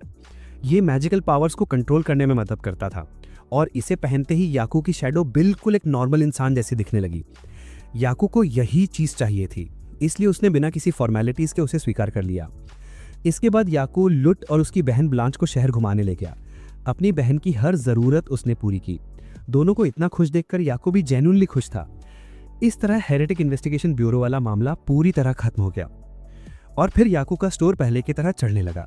याकू के अंदाजे के अनुसार कस्टमर्स की संख्या और भी बढ़ रही थी, इसलिए अब एम्प्लॉयज़ बढ़ाने का समय आ गया था। लेकिन नोबल फार्मासिस्ट बहुत रेयर थे और कॉमन फार्मासिस्ट पहले ही फार्मासिस्ट एसोसिएशन के लिए काम करते थे। इसी दौरान याकू ने अनजाने में लोगों की कुछ शिकायतें सुनी। उसकी फार्मेसी हमेशा भरी रहती थी और हर कोई लंबी लाइन में वेट नहीं कर सकता था, इसलिए वो दूसरी दुकानों पर दवाइयाँ खरीदने जाते थे। लेकिन क्योंकि याकू की दुकान फार्मासिस्ट एसोसिएशन के मैनेजमेंट के तहत नहीं थी, उसकी दवाइयाँ उनके स्टोर्स में अवेलेबल ही नहीं थी। अब याकू को समस्या समझ में आ गई थी। फार्मासिस्ट एसोसिएशन ही सबसे बड़ी बाधा थी जो लोगों तक सही दवाएं पहुंचने नहीं दे रही थी। इसका सलूशन सोचते हुए याकू ने एलन के साथ एक नया एसोसिएशन बनाने पर चर्चा की। अभी कॉस्मेटिक शॉप और उसकी फार्मेसी दोनों का मैनेजमेंट एलन ही संभाल रही थी। एम्पायर के लीगल सिस्टम के अनुसार वो एक नया यूनियन आसानी से बना सकते थे। एक बार ये बन गया तो याकू दूसरे स्टोर्स को अपने एसोसिएशन में ज्वाइन करने के लिए आकर्षित करेगा। इससे मेन स्टोर की भीड़ भी कम हो जाएगी। सोचने के बाद याकू ने पेपरवर्क सेड्रिक को सौंप दिया और परमिशंस की बात आई तो शायद उसे खुद क्वीन से मिलने पैलेस जाना पड़ेगा। दूसरी दुनिया की ये फार्मेसी अब इतनी तेजी से ग्रो कर रही थी कि बूढ़े बुरान को फार्मासिस्ट एसोसिएशन के साथ एक इमरजेंसी मीटिंग बुलानी पड़ी। एक नोबल फैमिली की फार्मेसी इतनी सस्ती दवाइयां बेच रही थी कि गरीब भी खरीद सकते थे। ये बात बुरान को बर्दाश्त नहीं हुई। इस बार उसने ठान लिया किसी भी कीमत पर अदर वर्ल्ड फार्मेसी को खत्म करना है। उसने एसोसिएशन के सभी मेंबर्स को सख्ती से याकू की दुकान से किसी भी तरह का कांटेक्ट रखने से मना कर दिया। अगर किसी ने रूल तोड़ा तो उनका लाइसेंस रद्द और एसोसिएशन से सीधा बाहर। अगली सुबह पियर अपनी बेटी मैरी को मदद के लिए फार्मासिस्ट डोनाल्ड के दुकान पर लाया, लेकिन बहुत देर तक दरवाज़ा खटखटाने के बाद भी किसी ने दरवाज़ा नहीं खोला। उसकी बेटी हालत से बहुत बीमार थी। उसी समय याकू और लुट वहाँ से गुजर रहे थे और याकू ने अगर उसे कोई आपत्ति ना हो तो अपनी फार्मेसी में आने का निमंत्रण दिया ताकि वो बच्चे की जांच कर सके। बेटी को और सफरिंग में देखकर पियर चुपचाप याकू के पीछे हो लिया। दूसरी दुनिया की फार्मेसी के सामने आज भी लोगों की एक लंबी लाइन लगी हुई थी, लेकिन याकू पियरे और नन्ही मैरी को मुख्य दरवाजे से नहीं बल्कि साइड गेट की तरफ ले गया। ये देखकर पियरे थोड़े मायूस हो गया। उसे लगा कि शायद याकू उसे अलग समझ रहा है, पर असली बात तो तब समझ आई जब याकू ने उसे एक मास्क थमाया। उसे तभी एहसास हुआ कि ये सब इसलिए था ताकि मैरी की बीमारी किसी और को ना लगे। दोनों ने मास्क पहन लिए और फिर याकू ने नन्ही बच्ची की हालत चेक करना शुरू किया। सबसे पहले उसे मैरी के बारे में कुछ बेसिक जानकारी चाहिए थी। इस वक्त मैरी को तेज फीवर था, बॉडी बिल्कुल वीक थी और वो होश में भी नहीं थी। याकू को अभी तक ये क्लियर नहीं हो रहा था कि उसे कौन सी बीमारी है। तभी उसने पियरे से पूछा कि मैरी का वेट कितना है। पियरे कंफ्यूजन में पड़ गया तो याकू ने खुद ही स्केल निकालकर उसे मैरी को उस पर बैठाने को कहा। पहली बार ऐसा देखकर पियरे थोड़ा डर भी गया था, तो याकू ने कामली समझाया कि वेट पता होना इसलिए ज़रूरी है ताकि दवा की सही डोसेज तय की जा सके। गलत मात्रा देने पर दवा बेअसर हो सकती है और कभी कभी साइड इफ़ेक्ट्स भी दे सकती है। ये सुनकर पियरे हैरान रह गया, क्योंकि बाकी क्लिनिकों में तो बच्चों को बस वयस्कों की आधी दवा दे दी जाती थी। याकू की तरह इतनी सावधानी कोई नहीं बरतता था। कुछ देर की जांच के बाद याकू को आखिर बीमारी का अंदाजा लग ही गया। छोटी मैरी को बेहद तेज सर्दी थी। पियरे स्टन रह गया। इतना हाई फीवर, सीजर्स और मुंह से झाग, उससे तो लगा था कि किसी इविल स्पिरिट का असर है। पर याकू ने साफ कहा कि ये सिर्फ कोल्ड नहीं बल्कि फ्लू है। पियरे के चेहरे पर अभी भी कंफ्यूजन देखकर याकू को थोड़ा और एक्सप्लेन करना पड़ा। मैरी को एक वायरस ने इन्फेक्ट कर दिया था। याकू दवा की अलमारी में गया और बीमारी की मेडिसिन की एक वायल निकाल कर लाया।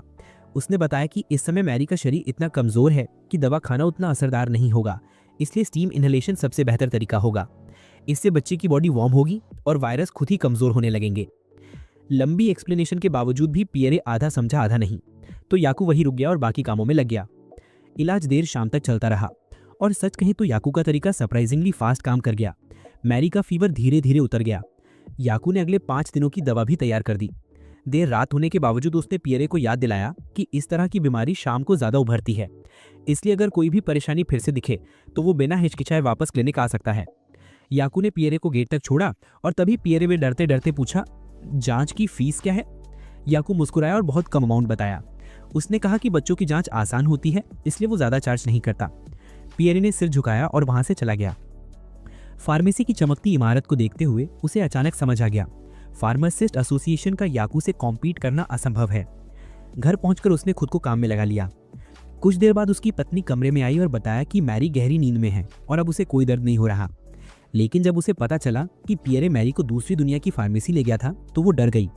आखिर एसोसिएशन ने वहां जाने से मना किया था, लेकिन पियरे ने साफ कहा, अगर आज याकू नहीं होता तो मैरी बच ना पाती। ज्ञान, ट्रीटमेंट, केयर, हर चीज में दूसरी दुनिया की फार्मेसी बाकी सबसे कहीं आगे थी और असल में एक फार्मासिस्ट की असली छवि वैसी ही होनी चाहिए। ये सोचकर पियरे को लगा कि वो खुद बहुत पीछे है, ना जादू, ना ज्ञान और ना ही याकू जैसा कॉन्फिडेंस। वो चाहता था कि उसे भी याकू का थोड़ा सा अनुभव मिल जाए ताकि वो भी लोगों की जान बचा सके। उसकी पत्नी समझ गई कि पियरे क्या सोच रहा है, लेकिन उस रास्ते पर जाना मतलब फार्मासिस्ट एसोसिएशन के खिलाफ खड़ा होना था, जो लगभग सुसाइड जैसा था। इतनी परेशानियों के बीच पियरे खुद को रोक नहीं पाया और रो पड़ा। एक फार्मासिस्ट होते हुए भी वो अपनी बेटी की मदद नहीं कर पाया। उसे खुद पर शर्म आ रही थी।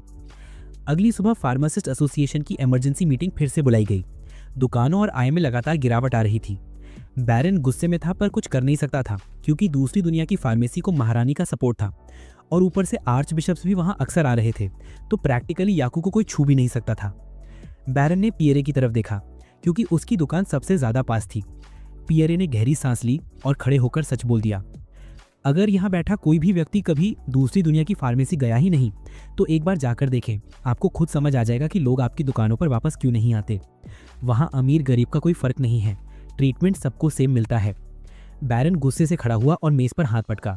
उसके लिए ये सब सिर्फ कस्टमर्स की क्यूरियोसिटी थी।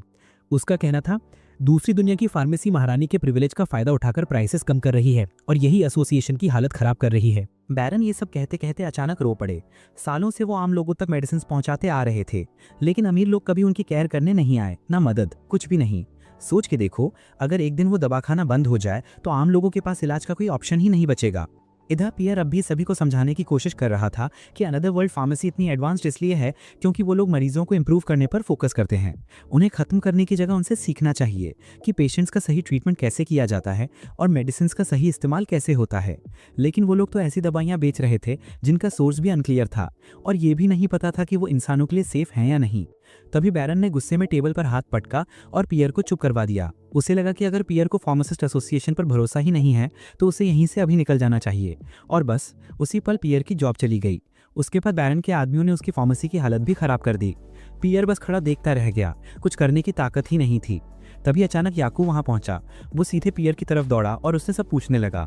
इस बार पियर ने उससे कुछ भी छिपाया नहीं था। उसने पूरी बात बता दी, कैसे उसने एसोसिएशन के रूल्स तोड़कर मैरी को अपनी फार्मेसी में चेकअप के लिए बुलाया था और वही बात बैरन को पसंद नहीं आई। उसने पियर के सारे बिजनेस लाइसेंसेस रद्द कर दिए।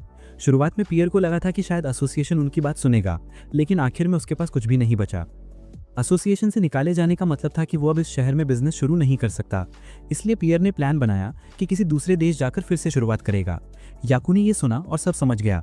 पियर को बस किसी दूसरी संस्था में शामिल होना था और वो फिर से काम कर सकता था।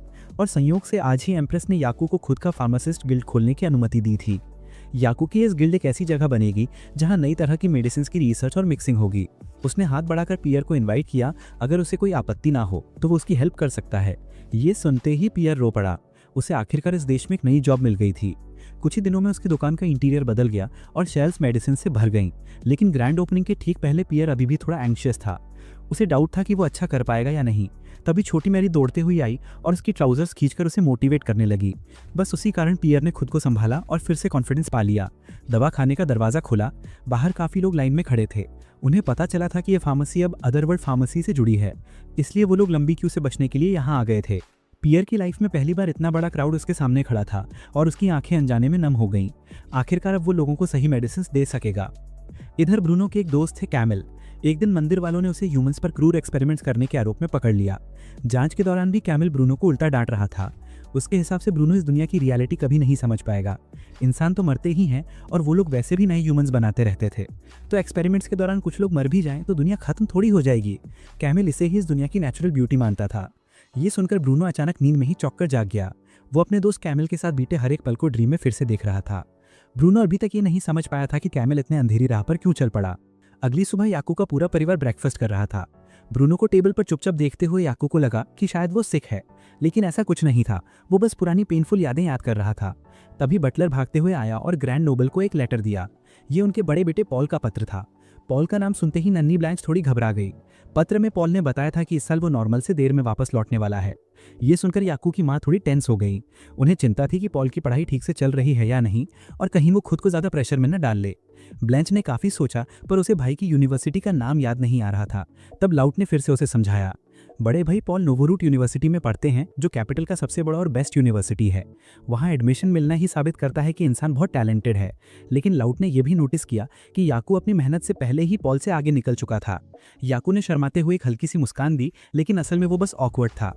तभी ब्रूनो ने उसे बुलाया और खाने के बाद अपने रूम में आने को कहा। अंदर जाकर उसने याकू को बताया कि अगले महीने कैपिटल में फेयर सीजन शुरू होने वाला है। याकू ने भी इसके बारे में सुना था। ये फेस्टिवल साल में सिर्फ एक बार लगता है और पूरा 1 महीना चलता है। दूर दूर से मर्चेंट्स आते हैं, भीड़ बहुत बढ़ जाती है, इसलिए ब्रूनो उसे पहले से सावधान कर रहा था। सावधान? याकू को समझ नहीं आया कि उसका मतलब क्या है। तब ब्रूनो ने पॉल के पत्र की असली वजह बताई। पॉल ने लिखा था कि पड़ोसी देश के पास पटे आइलैंड पर एक अजीब महामारी फैल गई है। वहाँ के सभी 1000 लोग मर चुके हैं।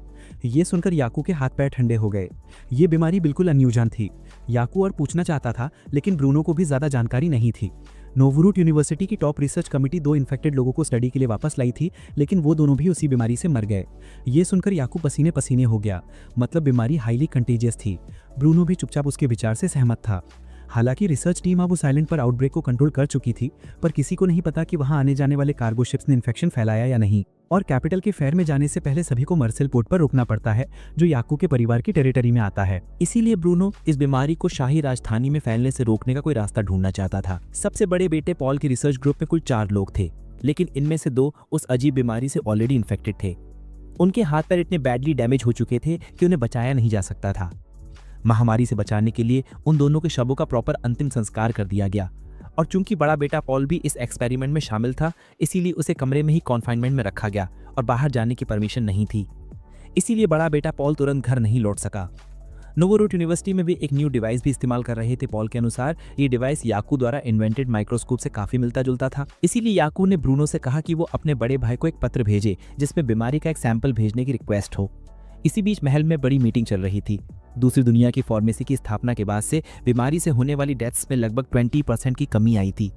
इतना ही नहीं, याकू की फार्मेसी में बिकने वाले प्रोडक्ट्स भी लोगों में बेहद पॉपुलर थे, जिससे साम्राज्य की इकॉनमी को बूस्ट मिला। और ये एक रिमार्केबल अचीवमेंट थी। इतनी बड़ी अचीवमेंट के लिए महारानी याकू को रिवॉर्ड भी करना चाहती थी, लेकिन चूंकि याकू अभी भी बहुत छोटा था, इसीलिए महारानी ने उसे टेम्परेरी रोक दिया। अगले दिन याकू ने एलन को उस डेडली डिसीज की पूरी कहानी बताई। एलन ने सुना और थोड़ा डर भी गई।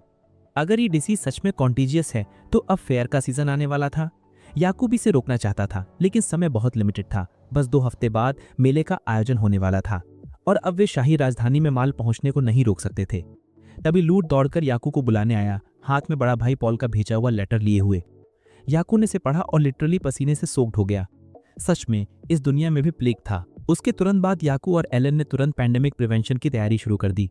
उन्होंने अपने 2 क्लोज डिसाइपल्स को पहले लॉर्ड एडम के असिस्टेंस के लिए मार्सेली एरिया भेजा, जबकि याकू और एलन यहाँ की पूरी व्यवस्था संभालने के बाद में वहां पहुंचे। उसके बाद याकू और एलन ने ब्रूनो को रिपोर्ट दी।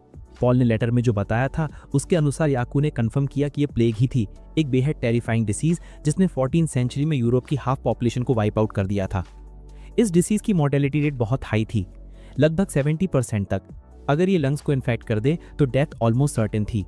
हालांकि ब्रूनो ने इसके बारे में केवल बुक्स में पढ़ा था, फिर भी वो प्लेग की सिवियरिटी को समझ चुका था। लास्ट टाइम ये डिसीज 210 ईयर्स पहले फैली थी। ब्रूनो बहुत वरिड था, अगर ये डिसीज शाही राजधानी तक फैल गई तो कैपिटल सिटी का डिस्ट्रक्शन इनएविटेबल था। इस मामले में याकू के पास पहले से प्लेग का इलाज था। उसने इस डिसीज से लड़ने के लिए एक नई मेडिसिन भी डेवलप की थी, लेकिन अभी उनका फोकस पहले इन्फेक्टेड लोगों की संख्या को कंट्रोल करने पर था।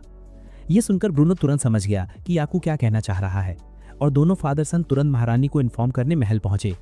महारानी ने पूरी कॉपरेशन दिखाई और शाही राजधानी में एंट्री होने वाले गुड्स पर इंस्टेंट कंट्रोल लगाने का निर्णय लिया। याकू ने महारानी से रिक्वेस्ट किया कि शहर के गेट्स पर extra epidemic inspection check points भी लगाए जाएं। इंस्पेक्शन का काम उसके फार्मासिस्ट यूनियन के लोगों के द्वारा किया जाएगा। एक और क्रिटिकल इशू ये था कि प्लेग सिर्फ ह्यूमन से ही नहीं बल्कि रैट से भी फैलती है। इसीलिए याकू चाहता था कि महारानी ये डिसीजन ले कि पूरी शाही राजधानी रैट्स को रिपेल करने के लिए यूनाइटेड रहे और साथ ही कपड़ों को बॉइलिंग वाटर से सैनिटाइज भी किया जाए। याकू की हर रिक्वेस्ट महारानी ने एक्सेप्ट कर ली। प्रोटेक्शन ऑफ सिटीजन्स उनकी रिस्पॉन्सिबिलिटी थी। वे इस बीमारी को शाही राजधानी में फैलने नहीं देंगी। इसके तुरंत बाद एपिडेमिक कंट्रोल कैंपेन शुरू हुआ। फार्मेसी में याकू ने पियर को बुलाया और माइक्रोस्कोप की इफेक्टिवनेस समझाई। पियर ने भी याकू के इंस्ट्रक्शंस के अनुसार बहुत जल्दी तैयारी कर ली। याकू ने जो मेडिसिन उसे दी उन्हें पियर ने 1000 पार्ट्स में डिवाइड कर शाही राजधानी के सभी फार्मेसीज में डिस्ट्रीब्यूट कर दिया। जब तक कोई इन्फेक्टेड होता वे मेडिसिन फ्री में डिस्ट्रीब्यूट की जाती। पियर को सारी जानकारी देने के बाद याकू को एश्योरेंस मिला कि शाही राजधानी मेडिसिन को प्रॉपरली हैंडल करेगी। हालांकि फाइटिंग कंटिन्यू रखने के लिए याकू को मार्सेली पोर्ट जाना होगा। महल में महारानी अब इस स्ट्रेंज डिसीज से जुड़े सभी केसेस को कोऑर्डिनेट कर रही थी। थैंक्स टू क्वारंटाइन सेंटर्स अभी तक कोई मेजर प्रॉब्लम नहीं हुआ था। इसके अलावा आर्क बिशप सोलोमोन ने शाही राजधानी की हवा को प्यूरिफाई करने के लिए डिवाइन एयर मैजिक से अपने फॉलोअर्स को असेंबल किया था। इस तरह कुछ समय के लिए उन्होंने इस मिस्टीरियस डिसीज के रूमर्स पर फुल कंट्रोल पा लिया था। याकू की तरफ से शाही राजधानी का सर्वे कंप्लीट होने के बाद जब सब कुछ ठीक था तो उसने और एलन ने मार्सेली की जर्नी स्टार्ट कर दी। हालांकि याकू अभी भी बहुत वरिड था।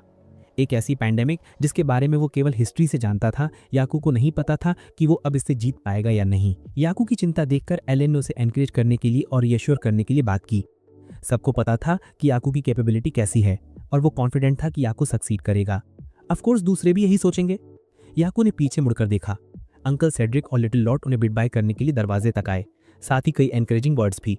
इसकी वजह से याकू को इस बैटल के लिए और ज्यादा कॉन्फिडेंस मिला। याकू और एलन मार्सेली पहुंच चुके थे।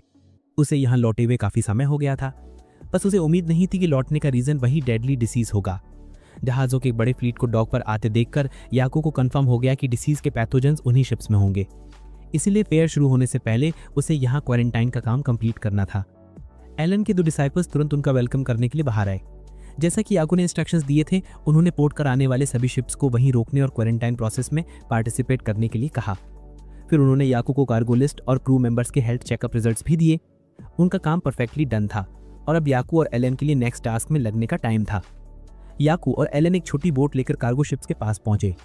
माल अनलोडिंग के लिए इंस्टेंट घाट पर उतरने की अनुमति न मिलने से कैप्टन काफी एंग्री हुआ, लेकिन आखिरकार वो याकू के साथ पूरी कॉपरेशन करता रहा। याकू ने जहाज के डॉक्टर को बुलाया और यहाँ मौजूद क्रू मेंबर्स की पूरी लिस्ट चेक की।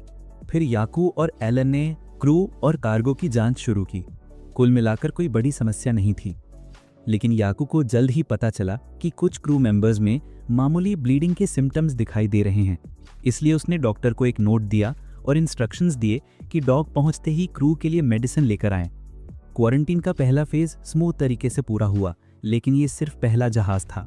डॉक पर आने से पहले अभी भी अनगिनत शिप्स इंस्पेक्शन का इंतजार कर रही थी। तभी अचानक एक एप्पल सीधा याकू की तरफ फेंका गया। गुस्से में कैप्टन ने उसे डांटा। 2 दिन हो चुके थे। उसे 2 दिन तक बिना डॉक पर जाने की परमिशन का वेट करना पड़ा था। उसका सारा माल फ्रेश था। अगर लेट पहुंचता और गुड्स स्पॉइल हो जाते तो रिस्पॉन्सिबिलिटी किसकी होती? तभी एक और कैप्टन बीच में चिल्लाया। उसमें भी 2 दिन वेट किया था और अब वो और इंतजार नहीं करना चाहता था, ना ही किसी को रास्ता देना चाहता था जो पहले डॉक पर आकर कार्गो अनलोड करना चाहता था। दोनों कैप्टन्स की जोर जोर से बहस देखकर एलन गुस्सा हो गई। उसने अभी अपनी स्टाफ निकाली ही थी कि अचानक एक कैनन सीधे सी सरफेस पर गिर गया, जिससे एलन डर गई। ऑब्वियसली उसने कुछ नहीं किया था। दूर से साम्राज्य का फ्लैग वेविंग शिप्स का एक बड़ा फ्लीट दिखाई दिया। दोनों कैप्टन्स डर गए, क्योंकि ये सैन फ्लव का क्रिम्सन फ्लीट था, जिसे साम्राज्य ने भी पहचाना था। फ्लीट का एडमिरल कोई और नहीं बल्कि याकू का फार्मेसी एक्सपर्ट मिस्टर जीन था। शिप पर खड़े होकर जीन ने दोनों कैप्टन्स पर चिल्लाया, अगर ट्रेड के लिए साम्राज्य में एंटर करना है तो आपको हमारे लॉस का पालन करना होगा। रॉयल अपॉइंटेड फार्मासिस्ट, जो मर्सेल रीजन का लोकल अथॉरिटी भी था, पर्सनली क्वारंटीन मैनेज कर रहा था। अगर कोई एक शब्द भी और बड़बड़ाता तो वो उन्हें सी में फेंक देता। जीन की मदद से कैप्टन्स इंस्टेंटली ओबीडियंट हो गए। याकू और एलन उसका धन्यवाद करने उसकी शिप के पास गए। जीन थोड़ा लोनली महसूस कर रहा था, क्योंकि याकू की फार्मेसी टेम्पररी बंद थी। वो अक्सर शिप पर मिलने वाली कैंडीज के बारे में सोचता रहता था। ये कैंडीज उन लोगों पर बहुत असर करती थीं जो अक्सर सी पर रहते थे। इसलिए उसने प्लान बनाया कि नेक्स्ट टाइम जब याकू की फार्मेसी रीओपन होगी तो वो अपने अदर शिप्स के साथ बड़ा ऑर्डर देगा। इसके बाद याकू और एलन अपने 2 स्टूडेंट्स के साथ फिर से असेंबल हुए और कलेक्ट की गई इन्फॉर्मेशन को रिपोर्ट करने की तैयारी करने लगे। इसी समय लॉर्ड एडम दौड़ते हुए आया और याकू को बताया कि एस्टर्क विलेज में कई लोगों में हाई फीवर के सिम्टम्स दिखाई दे रहे हैं और कुछ मर भी गए हैं। एस्टर्क विलेज यहाँ से वेस्ट में एक छोटा फिशिंग विलेज था। कहानी ये थी कि मर्साइल पोर्ट के क्वारंटीन कैंपेन की जानकारी मिलने के बाद कुछ ट्रेडर्स ने वहाँ से माल स्मगल किया। अब याकू और वेट नहीं कर सकता था। उसने इमीडिएटली एस्टर्क विलेज जाने का डिसीजन लिया। उसने गांव का मैनेजमेंट एलन को सौंप दिया। थोड़ी चिंता हुई, क्योंकि याकू ही वो था जो इस डिजीज का सोर्स ट्रेस कर सकता था। बिना याकू के ये काम कैसे चल पाता? लेकिन एलन की प्रेजेंस ने उसे भरोसा दिलाया। फिलहाल वहाँ पर्याप्त मेडिकल सप्लाईज और मैन पावर थे। याकू कॉन्फिडेंट था कि अगर सभी मिलकर काम करें तो वे एपिडेमिक रोक सकते हैं। याकू ने अपना डिवाइन स्टाफ निकाला और उस पर बैठकर उड़ने लगा। रास्ते में याकू ने पॉसिबिलिटीज का असेसमेंट किया। एस्टर्क के शिप्स में चूहे स्नीक करके विलेज में घुस आए होंगे, जिससे लोग इन्फेक्टेड हुए। अब तक उन्हें कैच करना मुश्किल हो चुका था। उसे इन्फेक्टेड केसेस को दूसरे रीजन्स में फैलने से रोकना था। ज्यादा सोचते सोचते याकू ऑलमोस्ट एक पेड़ से कोलाइड होने ही वाला था, लेकिन समहाउ उसने पेड़ के ऊपर से फ्लाई कर लिया। इस दौरान याकू को आर्च बिशप के इंस्ट्रक्शंस याद आए। ये स्टाफ इस वर्ल्ड की नहीं थी। जब तक कोई इसका ओनर होता, ये कई टास्क्स में मदद करती। याकू ने ठान लिया कि इस एपिडेमिक को हर हाल में रोकना है। कुछ ही देर बाद वो एस्टर्क नामक कोस्टल विलेज के सामने पहुंचा। डिजीज के टेरर से कुछ विलेजर्स डर गए थे और विलेज छोड़ने की तैयारी कर रहे थे। जाहिर है याकू उन्हें इतनी आसानी से लीव नहीं करने देगा। वो उनके रास्ते में उड़कर आया और विलेज में वापस लौटने की डिमांड की। बाद में वो पूरी सिचुएशन समझाएगा। हालांकि याकू के अनयूजुअल क्लोथ्स और अचानक अपीयरेंस के कारण विलेजर्स ने सोचा कि याकू वही इविल स्पिरिट है जो विलेज में डिजीज फैला रही है। वे डर के मारे हथियार तैयार कर बैठे। याकू बहुत एंग्री हुआ। उसने तुरंत पूरे विलेज को घेर लिया और एक ह्यूज आइस वॉल बना दी ताकि कोई बाहर ना जा सके। इसके बाद याकू ने हुड हटाया, जिससे रॉयल फार्मासिस्ट बैच दिखाई दिया। सभी इंस्टेंटली पहचान गए। याकू ने उन्हें समझाया कि वो यहाँ लोगों को बचाने आया है। वो 100% गारंटी नहीं दे सकता था, लेकिन वादा किया कि मैक्सिमम लोगों को बचाएगा। विलेजर्स ने उसकी बात मान ली और वापस विलेज लौट गए। याकू ने तुरंत विलेज एडमिनिस्ट्रेटर से मीटिंग की। सिचुएशन एक्सप्लेन करने से पहले उसने एस्टर्क का मैप निकाला। विलेज को 3 जोन्स में डिवाइड किया: high infection zone, potential infection zone और नॉट इन्फेक्टेड जोन। याकू चाहता था कि लोग हाई इन्फेक्शन जोन सील कर दें ताकि पहले गंभीर पेशेंट्स का ट्रीटमेंट प्रायोरिटी के साथ हो सके। उसके अनुसार अगर सब मिलकर काम करें तो एपिडेमिक रोकना पॉसिबल था। इस बीच सी के बाहर, जहां मिस्टर जीन का क्रिम्सन फ्लीट मॉनिटर कर रहा था, उसके फर्स्ट मेट ने एक अनयूजुअल शिप देखा और जीन को इंस्पेक्शन के लिए बुलाया। बाइनोक्यूलर से देखा जाए तो इस शिप पर कई फ्लैंक्स थे। सबसे खास बात जिसने जीन को स्वेट कर दिया वो था मेडिकल असिस्टेंस रिक्वेस्ट वाला फ्लैग। ये शिप क्लियरली इन्फेक्टेड था। जीन ने अपने फ्लीट को इंस्पेक्शन के लिए ऑर्डर दिया। कुछ क्रू मेंबर्स मास्ट पर चढ़कर दूरबीन से निरीक्षण करने लगे, लेकिन तभी अचानक देखा कि उस जहाज के सभी मेंबर्स मर चुके थे। वे डर के मारे लिटरली पसीने से तरबतर हो गए। पहला साथी घबरा गया। उसे समझ ही नहीं आ रहा था कि आगे क्या करे, और उसने ट्रेम्बलिंग वॉइस में जीन से पूछा, सर, क्या हमें आगे इंस्पेक्शन के लिए उस शिप पर चढ़ जाना चाहिए?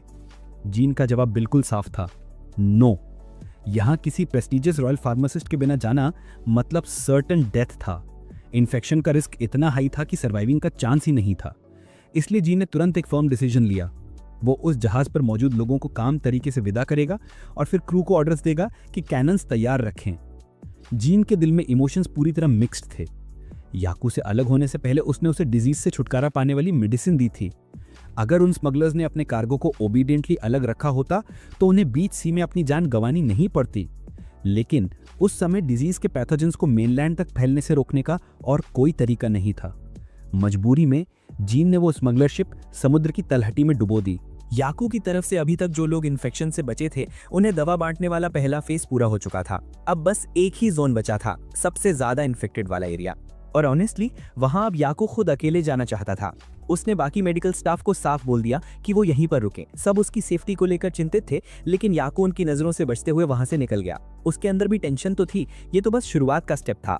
जैसे ही वो अंदर घुसा, हवा इतनी भारी और सफोकेटिंग लग रही थी कि याकू की सांस तक अटक गई। लेकिन वही जगह उसकी असली बैटलफील्ड थी। उधर मर्सियल पोर्ट में मैन पावर की कमी के साइंस दिखने लगे थे। ये देखकर प्रोफेसर कैस्पर ने चीफ फार्मासिस्ट से पूछा कि क्या वो थोड़ी मदद कर सकती हैं। मुख्य फार्मासिस्ट ने बस एक नजर डाली और सीधा पलटकर निकल गए। उनके हिसाब से कैस्पर ऑलरेडी काफी एज्ड थी और काम में प्रैक्टिकली कुछ कंट्रीब्यूट नहीं कर सकती थी। उनका ये रूड एटीट्यूड देखकर उनकी डिसाइपल काफी हर्ट हो गई, लेकिन कैस्पर ने इसे अलग तरह से ही लिया। हाँ, वो बूढ़ी थी, पर वो फिर भी एक प्रोफेसर थी और उनकी फील्ड फंगी और माइक्रो ऑर्गेनिजम्स की थी। चाहे वो अभी हेल्प करती भी, शायद प्रैक्टिकल कुछ नहीं कर पाती। तभी अचानक एक आदमी कमरे में दाखिल हुआ और बताया कि चीफ फार्मासिस्ट ने कैस्पर को मिलने बुलाया है। उधर याकू उस जगह पहुंच चुका था जहां सीरियसली इन्फेक्टेड लोग रखे गए थे। जब याकू ने दरवाजा खोला तो अंदर अनगिनत मरीज दर्द से तड़पते पड़े थे। उनके पास डिवाइन टेम्पल के लोग मौजूद थे। एक भोला भाला सा छोटा लड़का फॉरबिडन जोन में घुसे देख उनमें से एक ने उसे डांटकर बाहर करने की कोशिश की, लेकिन तभी एक आदमी ने उसे पहचान लिया। वो पहले आर्क बिशप सोलोमन के ग्रुप में था, इसलिए उसने बाकियों को रोका और याकू को अंदर आने दिया। फिर याकू ने बिना टाइम वेस्ट किए अपना काम शुरू कर दिया।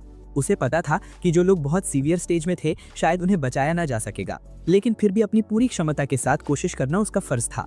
सबसे पहले याकू चाहता था कि सभी को दवा ऊपर से ऊपर बांटी जाए। ये काम उसने डिवाइन टेम्पल के ब्रदर्स को दे दिया, जबकि खुद पेशेंट्स के एग्जामिनेशन में लग गया। इसी दौरान उसने अपनी मेडिसिनाएं एक्टिवेट कर ली। सभी पेशेंट्स में से सिर्फ 12 ही असल प्लेग से इन्फेक्टेड थे, बाकी अलग अलग बीमारियों से जूझ रहे थे। ज्यादातर की बॉडी से अभी भी फेंट सा लाइट निकल रहा था, इसका मतलब वो अभी भी बच सकते थे। याकू ने पहले एक आदमी को बुलाया जो सीरियसली बीमार नहीं था, उसे बस फ्लू था। याकू ने उसे मेडिसिन दी और कहा कि घर लौट जाए, लेकिन प्रिकॉशंस के चलते उसे होम आइसोलेशन में रहना जरूरी था। इसके बाद उसने प्लेग वाले पेशेंट्स का ट्रीटमेंट शुरू किया। औषधि देवता के वर्कर्स की वजह से याकू के डिवाइन हीलिंग मैजिक की एफिशिएंसी और बढ़ गई। मरीजों का दर्द विजिबली कम होने लगा, लेकिन सच ये था कि इतने सारे लोगों को एक साथ हैंडल करना उसके लिए पॉसिबल नहीं था। पैंडेमिक से लड़ने में अकेला हीरो बनना मुश्किल था, सबका एक साथ काम करना जरूरी था। उधर डिवाइन टेम्पल के ब्रदर्स मेडिसिन डिस्ट्रीब्यूशन पूरा कर चुके थे। वो रिपोर्ट देने आए और अगले इंस्ट्रक्शंस मांगे। याकू ने उन्हें तुरंत नया मिशन दे दिया। एस्ट्रक गांव से उसके आने से पहले कई स्मगलिंग कंसाइनमेंट्स निकल चुकी थी। हाई चांस था कि वो राजधानी की ओर जा रही हों, इसलिए उसने भाइयों को ऑर्डर दिया कि जो भी सामान पोटेंशियली इन्फेक्टेड हो सकता है उसे ढूंढकर तुरंत डिस्ट्रॉय कर दे। जैसे ही यहाँ सारे केसेस क्लियर हो जाते, याकू भी तुरंत वहाँ पहुँचने वाला था। दूसरी तरफ आइलीन भी पूरी डेडिकेशन से काम कर रही थी। क्वारंटीन का काम लेट नाइट तक चल रहा था। वर्कलोड इतना ज्यादा था कि आइलीन को हर स्टेप पर एक्स्ट्रा कॉशियस रहना पड़ रहा था, क्योंकि उसके पास याकू जैसा कोई स्पेशल एबिलिटी नहीं थी। यही सोचकर उसे थोड़ा मन में कसक भी हुई, काश उसने याकू से उसकी मेडिकल टेक्निक ज्यादा सीखी होती। आइलीन को थोड़ा डाउन देखकर उसके डिसाइपल ने तुरंत उसे मोटिवेट किया। हाँ, याकू की डिजीज चेक करने की स्पीड इंसेन थी, लेकिन आइलीन भी कम नहीं थी। वो सामान की इंस्पेक्शन में याकू से कहीं ज्यादा तेज थी। फार्मासिस्ट होने के नाते इस क्रिटिकल टाइम में लोगों की हेल्प करना ही उनके लिए एक ड्रीम अपॉर्चुनिटी थी। उधर प्रोफेसर कैस्पर आखिर चीफ फार्मासिस्ट ब्रूनो से मिल रही थी। उन्होंने सबसे पहले ब्रूनो को थैंक्स कहा, उनकी वजह से उन्हें रिसर्च के लिए फंडिंग मिलती रही। प्रोफेसर कैस्पर को लगा था कि इस मीटिंग का मतलब अब उन्हें अपना रिसर्च बंद करना पड़ेगा, लेकिन जो हुआ वो इससे बिल्कुल उलट था। ब्रूनो ने एक्चुअली उनसे देश को बचाने के मिशन में मदद मांगी थी। उन्होंने एक इलस्ट्रेटेड नोट दिया और कहा कि प्लेग की दवा बनाने में जिस बैक्टीरिया की जरूरत है उसकी खोज में उनकी एक्सपर्टीज चाहिए। कैस्पर ने चश्मा पहनकर नोट देखा और लिटरली पसीना छूट गया। उसे समझ ही नहीं आया कि ऐसा डिटेल डिस्क्रिप्शन कौन दे सकता है। ध्यान से देखने पर कैस्पर दंग रह गई। ये माइक्रो ऑर्गेनिज्म उसी स्पेसिमन से मिलता जुलता था जिसे उसने सालों पहले अपने रिसर्च में बनाया था। वो तुरंत ब्रूनो के पास ले गई और ब्रूनो को भी यही कंफर्म चाहिए था। कैस्पर ने उसी वक्त अपनी पूरी टीम को एक्टिवेट कर दिया ताकि वो ब्लैक डेथ के खिलाफ नई मेडिसिन बनाने का काम शुरू कर सके। इस बीच याकू इन्फेक्टेड लोगों के इलाज में पूरी रात लगा रहा। जब आखिर वो और प्रीस्ट्स कमरे से बाहर निकले तो फार्मासिस्ट्स और लीडर्स उनका इंतजार कर रहे थे। याकू की मेहनत से इस इलाके में बहुत से लोग बचा लिए गए थे। सब उसके दिल से सराहना कर रहे थे। याकू ने सच्चे दिल से अपनी पूरी कोशिश की थी। आगे क्या होगा ये अब लोकल कोऑपरेशन पर डिपेंड था। जानने से पहले उसने चीफ फार्मासिस्ट को याद दिलाया कि उसकी बनाई हुई आइस वॉल इन्फेक्शन को फैलने से रोक सकती है, और उसने सबको स्ट्रिक्टली सलाह दी कि बाहर अननेसेसरी बिल्कुल ना जाएं। और इसके अलावा उन्हें चूहों और पिस्सुओं का कंप्लीट वाइप आउट करने के लिए भी साथ काम करना ही होगा। सबको इंस्ट्रक्शंस देने के बाद याकू अपनी स्टाफ पर जंप करके सीधा उड़ गया।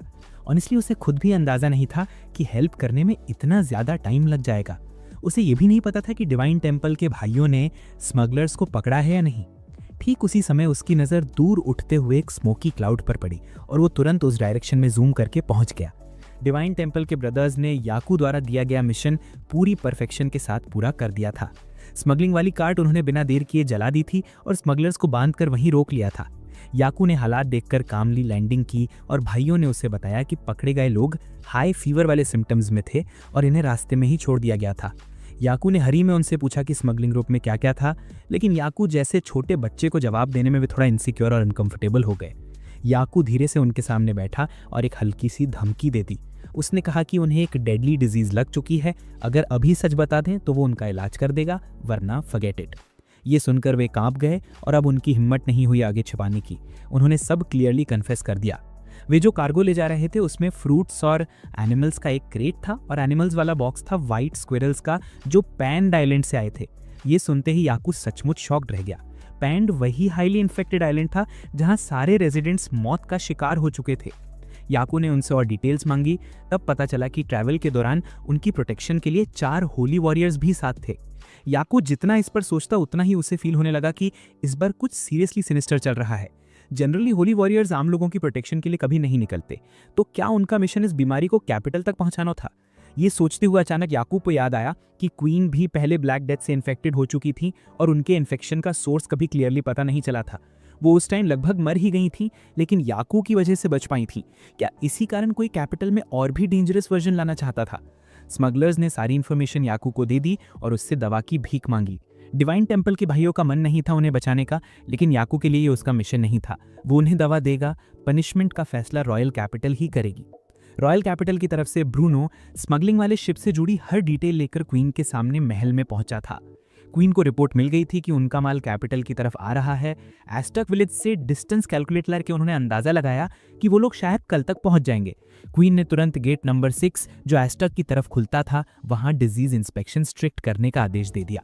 नेक्स्ट मॉर्निंग जब लूट मास डिस्ट्रीब्यूशन में बिजी था, पियर को गेट 6 पर एक सस्पिशियस सैंपल मिला। माइक्रोस्कोप में झांकते ही उसके हाथ कांप गए, क्योंकि जो उसने लेंस के नीचे देखा वो पूरी तरह ब्लैक डेथ था। उसने बिना एक सेकंड खोए सबको गेट 6 पर बुलाया। उसी मोमेंट गेट 6 पर एक मैसिव एक्सप्लोजन हो गया। चाहे गेट गार्ड्स ने दरवाजा रोकने की कोशिश की हो या नहीं, स्मगलर्स का पीछा कर रहे होली नाइट्स ने हर तरफ हमला बोल दिया। ये होली नाइट्स इंसेनली पावरफुल थे और उनके पास डिवाइन मैजिक भी था। सिटी गार्ड्स उन्हें रोक ही नहीं पा रहे थे। क्वारंटीन जोन भी सिटी गेट के डेंजरसली करीब था और पियर को याकू द्वारा दी गए मेडिसिन वहीं पर स्टोर थी। अगर वो प्रेशियस मेडिसिन डिस्ट्रॉय हो जाती तो हालात और बुरे हो जाते। पियर ने खतरे की परवाह किए बिना टेंट की तरफ दौड़ लगाई ताकि दवा को बचा सके। तभी उसने अपने साथियों को देखा कि होली नाइट गेट के पार से एक कार्गो कंटेनर पुश कर रहा है। उसने पिंजरा खोला और दर्जनों व्हाइट स्क्विरल्स बाहर कूद गए। फिर उसने डिवाइन विंड मैजिक का यूज करके इन गिलेरियों को चारों डायरेक्शन में उड़ा दिया। इसके तुरंत बाद पियर का टेंट भी ढह गया।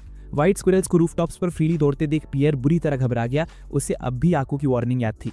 ब्लैक डेथ हमेशा रोडेंट से फैलती है और स्क्विरल भी उसी कैटेगरी में आती थी। पियर फौरन उठा और गार्ड टीम की तरफ भागा, उन्हें अलार्म बेल बजाने का ऑर्डर दिया और पूरे कैपिटल के रेस्टोरेंट्स और फूड शॉप्स को तुरंत अलर्ट करा दिया कि इन स्क्विरल्स को अंदर आने से रोका जाए। अलार्म बेल पूरे एम्पायर में गूंज उठी। क्वीन सिर्फ अपने दांत भींचकर गुस्सा रोक सकी, जबकि ब्रूनो को पहले ही अंदाजा हो चुका था कि सिचुएशन कितनी खतरनाक हो चुकी है। पैलेस में तुरंत इमरजेंसी मीटिंग बुलानी पड़ी। मीटिंग के दौरान एक गार्ड दौड़कर क्वीन को बताने आया कि नीडल किंगडम की होली नाइट्स लगभग 5 सोल्जर्स की स्ट्रेंथ से हमला कर रहे हैं, विच ऑनेस्टली क्वीन के लिए कोई बड़ी बात नहीं थी। उन्होंने सबको तुरंत उनसे निपटने का आदेश दे दिया। उसी वक्त ब्रूनो ने उन्हें रिमाइंड किया कि रिपोर्ट के हिसाब से ये 5 होली नाइट्स नीडल से आए थे और उसे पूरा शक है कि वही लोग कैपिटल में ब्लैक डेथ लेकर आए हैं। क्वीन को ये बात काफी ऑड लगी। आखिर नीडल उनका अलाई था। सिर्फ 5 लोगों के साथ कैपिटल पर हमला करना बिल्कुल सेंस नहीं बनाता था। ब्रूनो को पूरा विश्वास था कि इसके पीछे डेफिनेटली कोई ऐसा मास्टरमाइंड है जो ब्लैक डेथ को बहुत डिटेल में समझता है। एक्सपीरियंस और नॉलेज के बिना इतना कैलकुलेटेड प्लान बनाना पॉसिबल नहीं था। ब्रूनो को एक शख्स पर शक था। 3 साल पहले नेडल राज्य ने एक कॉमन फार्मासिस्ट को अपने देश में एक्सेप्ट किया था। डिटेल्स देखकर ब्रूनो को लगा कि वो इंसान उसी व्यक्ति से मिलता जुलता है जिसे वो कभी जानता था, एक ऐसा टैलेंट जिसे कभी जीनियस फार्मासिस्ट कहा जाता था। लेकिन मानव शरीर पर ब्रूटल एक्सपेरिमेंट्स करने के कारण इंक्विजिशन ने उसके डिवाइन मैजिक को सील कर दिया था और उसे सामान्य इंसान की रैंक में गिरा दिया गया था। ब्रूनो ने सुना था कि जब उसे पकड़ा गया था तब भी वो एक ऐसे पॉइजन पर रिसर्च कर रहा था जो इंसान से इंसान में फैल सकता था।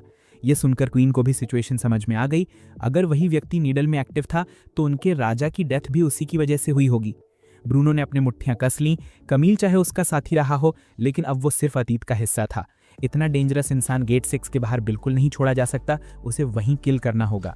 5 होली नाइट्स रॉयल गार्ड से भिड़ चुके थे। हालांकि रॉयल गार्ड्स की संख्या ज्यादा थी, लेकिन होली नाइट्स का डिवाइन मैजिक इतना ओवर पावरिंग था कि गार्ड्स उन्हें रोक ही नहीं पा रहे थे। उसी समय आर्च बिशप सोलोमन वहां प्रकट हुए। वो बहुत ही अनकंट्रोलेबल था, इसलिए इन्हें बहुत जल्दी उस पर काबू पा लिया। जो लोग मानवता की इच्छा के खिलाफ ईविल करते थे, उन्हें अब डिवाइन मैजिक इस्तेमाल करने की परमिशन नहीं दी गई। प्रोटेक्टर डीटी के नाम पर सोलोमन ने सभी को रिस्टेन में लिया और उनका डिवाइन मैजिक छीन लिया। आसमान में गूंजते धमाकों ने लूट को बहुत डरा दिया। उसने देखा कि जिस जगह धमाका हुआ वो दूसरी दुनिया की मेडिसिन शॉप के बहुत पास था, याकू की प्रेशियस शॉप। उसने कुछ अंकल सेड्रिक को मदद के लिए बुलाया, लेकिन अंकल सेड्रिक ने तुरंत मना कर दिया। उन्हें पता था कि मेडिसिन शॉप से ज्यादा इंपॉर्टेंट है लूट की लाइफ। ठीक उसी समय लूट के सामने से एक ब्राइट लाइट बीम गुजरी। ये याकू था जो मेडिसिन गॉड के स्टाफ पर माउंटेड था। उसने राजधानी के ब्रेड टेकिंग व्यू को देखने के लिए अलार्म बेल के ऊपर उतरा। याकू ने अपनी मेडिसिन आई एक्टिवेट की और चारों ओर देखा कि एपिडेमिक कितनी दूर तक फैल चुका है। याकू के सामने काउंटलेस लाइट स्पॉट्स दिखे, जिससे वो लिटरली स्वेट से सोक्ड हो गया। पहले उसने सोचा कि जो स्क्विरल्स ले जाई जा रही हैं वे ऑर्डिनरी स्क्विरल्स हैं, लेकिन नहीं, वे फ्लाइंग स्क्विरल्स थीं, जिनसे हैंडल करना बहुत मुश्किल था। तभी याकू ने ब्रूनो को रनिंग देखा। यही वजह थी कि याकू तुरंत उतरा और उसे सिचुएशन समझाई। मार्सेल पोर्ट पर उसने पहले ही मास्टर एलन को एक काम सौंप दिया था। अब सबसे क्रिटिकल टास्क ये था कि एपिडेमिक को शाही राजधानी में फैलने से रोका जाए। 5 सीरियसली इंजर्ड होली वॉरियर्स को आर्च बिशप ने कंट्रोल में ले लिया, लेकिन जब उनसे उनका मोटिव पूछा गया तो उन्हें कुछ भी पता नहीं चला। उन्हें यह भी नहीं पता था कि वे शाही राजधानी में ब्लैक डेथ लेकर आए थे, क्योंकि वे सिर्फ ऑर्डर्स फॉलो कर रहे थे। उनको ये करने के लिए एक क्रेजी पर्सन ने फोर्स किया था, एक ऐसा व्यक्ति जो पूरे राज्य की लाइफ पर कब्जा करना चाहता था। ब्लिंक ऑफ एन आई में वो हजारों लोगों को डेथ की ओर खकेल सकता था। सच में वे एक इविल स्पिरिट का इनकारनेशन था, जिससे होली वॉरियर्स डरते थे। अब ब्रूनो प्रकट हुए और उन्होंने कामों की अपीयरेंस का डिस्क्रिप्शन दिया। जो उन्होंने बताया वो बिल्कुल एक्यूरेट था। पुष्टि करने के बाद होली वॉरियर्स ने अपनी लास्ट ब्रेथ ली। ब्रूनो ने गार्ड्स को उनके प्रॉपर क्रिमेशन का ऑर्डर दिया। डेंजर की अलार्म अब साइलेंट हो चुकी थी। ये सोचकर कि सब सेफ है, लूट वापस मेडिसिन शॉप की तरफ दौड़ा। याकू भी वहां कुछ और करने के लिए लौटने ही वाला था कि अचानक उसे सीलिंग पर एक डीप ब्लैक शैडो दिखाई दी। ब्रूनो ने तुरंत गार्ड टीम को अलार्म बजाते रहने के लिए कहा। उसे पता था कि कामो भी अपनी रिसर्च के रिजल्ट्स कंफर्म करने शाही राजधानी जरूर आएगा। लूट और अंकल सेड्रिक अभी मेडिसिन शॉप से लौटे ही थे कि अलार्म फिर बजी। खिड़की खुली देख लूट को लगा याकू वापस आ गया है और वो अंदर भागा, लेकिन अंकल सेड्रिक को लगा कि कुछ रॉन्ग हो गया है। लूट याकू को ढूंढने लैब की तरफ दौड़ी, लेकिन वो वहां नहीं था। डोर खुलने की आवाज सुनकर वो स्टार्टल्ड हो गई। अंकल सेड्रिक आह भरते हुए अंदर आए और लूट को स्कोल्ड करने लगे। फिर अचानक वे गिर पड़ा। कामो ने अंकल सेड्रिक को पीछे से नाइफ मार दिया और अब लूट की तरफ बढ़ रहा था। याकू अब मेडिसिन शॉप पर वापस आ गया था। उसने तुरंत अपनी मेडिसिन आई चालू की और स्कैन किया। वॉल्स के पार देखने की एबिलिटी से याकू को अपनी लैब में एक ब्लैक शैडो दिखाई दी। याकू और ब्रूनो तुरंत चेक करने दौड़े। देखा कि अंकल सेड्रिक और लूट पहले ही गिर चुके थे। जब कामो अभी भी याकू का रिसर्च रूम का निरीक्षण शांतिपूर्वक कर रहा था, ब्रूनो ने याकू को याद दिलाया कि वो दोनों का ट्रीटमेंट करने जाए और वो खुद कामो को रोकने के लिए यहीं रहेगा। इस समय तक कामो एक इविल स्पिरिट में बदल चुका था, ना ह्यूमन ना घोस्ट। फिर भी वे ब्रूनो के माइंड में अपने आइडियल्स थोपने की कोशिश कर रहा था। बेशक ब्रूनो ने उसकी एक नहीं सुनी और उस पर अटैक किया, लेकिन वो बहुत पावरफुल था। ब्रूनो के सारे अटैक्स फेल हो गए। याकू लूट के पास दौड़ा और अपनी मेडिसिन आई एक्टिवेट की। दोनों पॉइजन थे। याकू ने अपनी पूरी मेमोरी और नॉलेज का इस्तेमाल करके पॉइजन की टाइप आइडेंटिफाई की। केवल एक नहीं बल्कि उनके ऊपर 2 टाइप्स का पॉइजन का इफेक्ट था। लकीली याकू का नॉलेज इतना एक्सटेंसिव था कि वे उनके वूंड से टॉक्सिक सब्सटेंसेस निकाल सकता था। इस समय ब्रूनो ज्यादा रेजिस्ट नहीं कर सका। कामोस ने उसे किक करके दीवार में गिरा दिया। फिर उसने अपनी स्वॉर्ड निकाली और याकू के पास जाकर कॉम्प्लीमेंट दिया कि याकू का रिसर्च रूम बहुत इंप्रेसिव है। याकू इस बात पर फ्यूरियस हो गया, सिर्फ उसके लिए वे उसे बचाएगा नहीं। याकू ने कामो के फेस पर डायरेक्ट पंच मारा, जिससे वो फ्यूरियस हो गया और चिल्लाया कि याकू के पास क्लियरली उसकी समझ से बियॉन्ड एक पार है। फिर भी वो उसका सच क्यों नहीं समझ पाया। डेथ बाय डिजीज ह्यूमंस की सबसे ब्यूटीफुल डेथ है, या अगर वे डिजीज कंट्रोल कर लें तो और भी स्ट्रॉन्गर बन सकते थे। अगर याकू नहीं समझा तो एक दिन वो भी ह्यूमंस में खो जाएगा। याकू को कोई केयर नहीं थी और उसने सीधे कामो के फेस पर पंच मारा और कहा कि एक फार्मासिस्ट होने के नाते लोगों को बचाना चाहिए, किल नहीं। याकू का पंच इतना स्ट्रांग था कि वॉल टूटकर अंदर चली गई। कामो सीधे फार्मेसी के नीचे गार्डन में गिरा। याकू ने क्रोध से डिवाइन स्टफ टाइटली पकड़ा और उससे कामस पर मारा। निकलने वाली लाइट पूरी शाही राजधानी में फैल गई। सोलोमन तुरंत पहचान गया कि यह प्लेग एलिमिनेशन सीक्रेट जोन था। हिस्टोरिकल रिकॉर्ड्स में मेडिसिन गॉड के स्टाफ में कई पावर्स थीं, जिनमें प्लेग एलिमिनेशन सीक्रेट जोन सबसे पावरफुल थी। जब मेडिसिन गॉड खुद इवल स्पिरिट्स को रिपेल करने स्टाफ धारण करते हैं तब यह पावर एक्टिवेट होती है। शाही कैपिटल की एपिडेमिक मेडिसिन गॉड द्वारा न्यूट्रलाइज कर दी गई। लाइट फेड हुई और यही वो मोमेंट था जब कामो हवा में वैनिश हो गया। याकू ने ग्रट करके उसे फूल कहकर कर्ज किया। तभी लूट दौड़ा और याकू को टाइट हक किया, यानी सब कुछ खत्म हो गया। हालांकि उसके बाद भी ब्लैक डेथ को रोकने की कोशिश याकू द्वारा कंटिन्यू थी। एलन ने असाइंड मिशन एक्सीलेंट तरीके से कंप्लीट किया। मार्सेल में स्टक सभी शिप्स का उसने थरो इंस्पेक्शन किया। याकू ने एपिडेमिक के खिलाफ कंटिन्यूस रिसर्च की और मेडिसिन प्रिपेयर की। अपने फार्मासिस्ट यूनियन के माध्यम से ये मेडिसिन शाही राजधानी के सभी सिटीजन्स तक पहुंचाई गई। सभी को बचाया नहीं जा सका, लेकिन कम से कम सिटीजन्स को वरी फ्री किया गया। नोवरूट यूनिवर्सिटी में प्रोफेसर कैस्पर भी अपने रिसर्च में वेरी एक्टिव थी। उनके द्वारा क्रिएट किए गए सभी नए माइक्रोब्स बहुत यूजफुल थे, जिनसे याकू और भी तरह के एंटीबायोटिक्स प्रिपेयर कर सकता था फ्यूचर एपिडेमिक्स के लिए। इस तरह से ब्लैक डेथ अब याकू के लिए इनक्यूरेबल डिजीज नहीं रही। सभी की ज्वाइंट एफर्ट्स के कारण 2 महीने बाद महारानी पूरी कॉन्फिडेंस के साथ अनाउंस कर सकी कि ब्लैक डेथ पूरी तरह खत्म हो गई है। अब फेयर का टाइम आया था। याकू की अंडरवर्ल्ड फार्मेसी भी फिर से ओपन हो गई। काफ़ी टाइम से वो बंद थी, इसलिए एलन थोड़ी वरीड थी कि क्या कस्टमर्स अब भी उसे रिमेंबर करेंगे। सबसे पहले कस्टमर एडमिरल जीन आए। वे फेयर से सबके लिए गिफ्ट्स भी लाए थे। फार्मेसी का डोर ओपन हुआ। एलन की वरीज के बिल्कुल ऑपोजिट लोग याकू की फार्मेसी में प्रवेश करने और शॉपिंग करने के लिए लंबी क्यू में खड़े थे। कुछ ही टाइम में याकू की फार्मेसी फिर से क्राउड से फिल्ड हो गई। इसी के साथ ये एनीमे सीरीज यही एंड होती है। लेकिन अगर आपको magic, fantasy, school life, romance, love और 18+ एनीमे पसंद है तो हमारे सेकंड चैनल का लिंक नीचे चेक कर सकते हो। नए एनीमे ढूंढ रहे हो ना, तो जाओ और सेकंड चैनल देखो। अच्छा लगे तो सपोर्ट भी करो। मिलते हैं नेक्स्ट वीडियो में नई स्टोरी के साथ।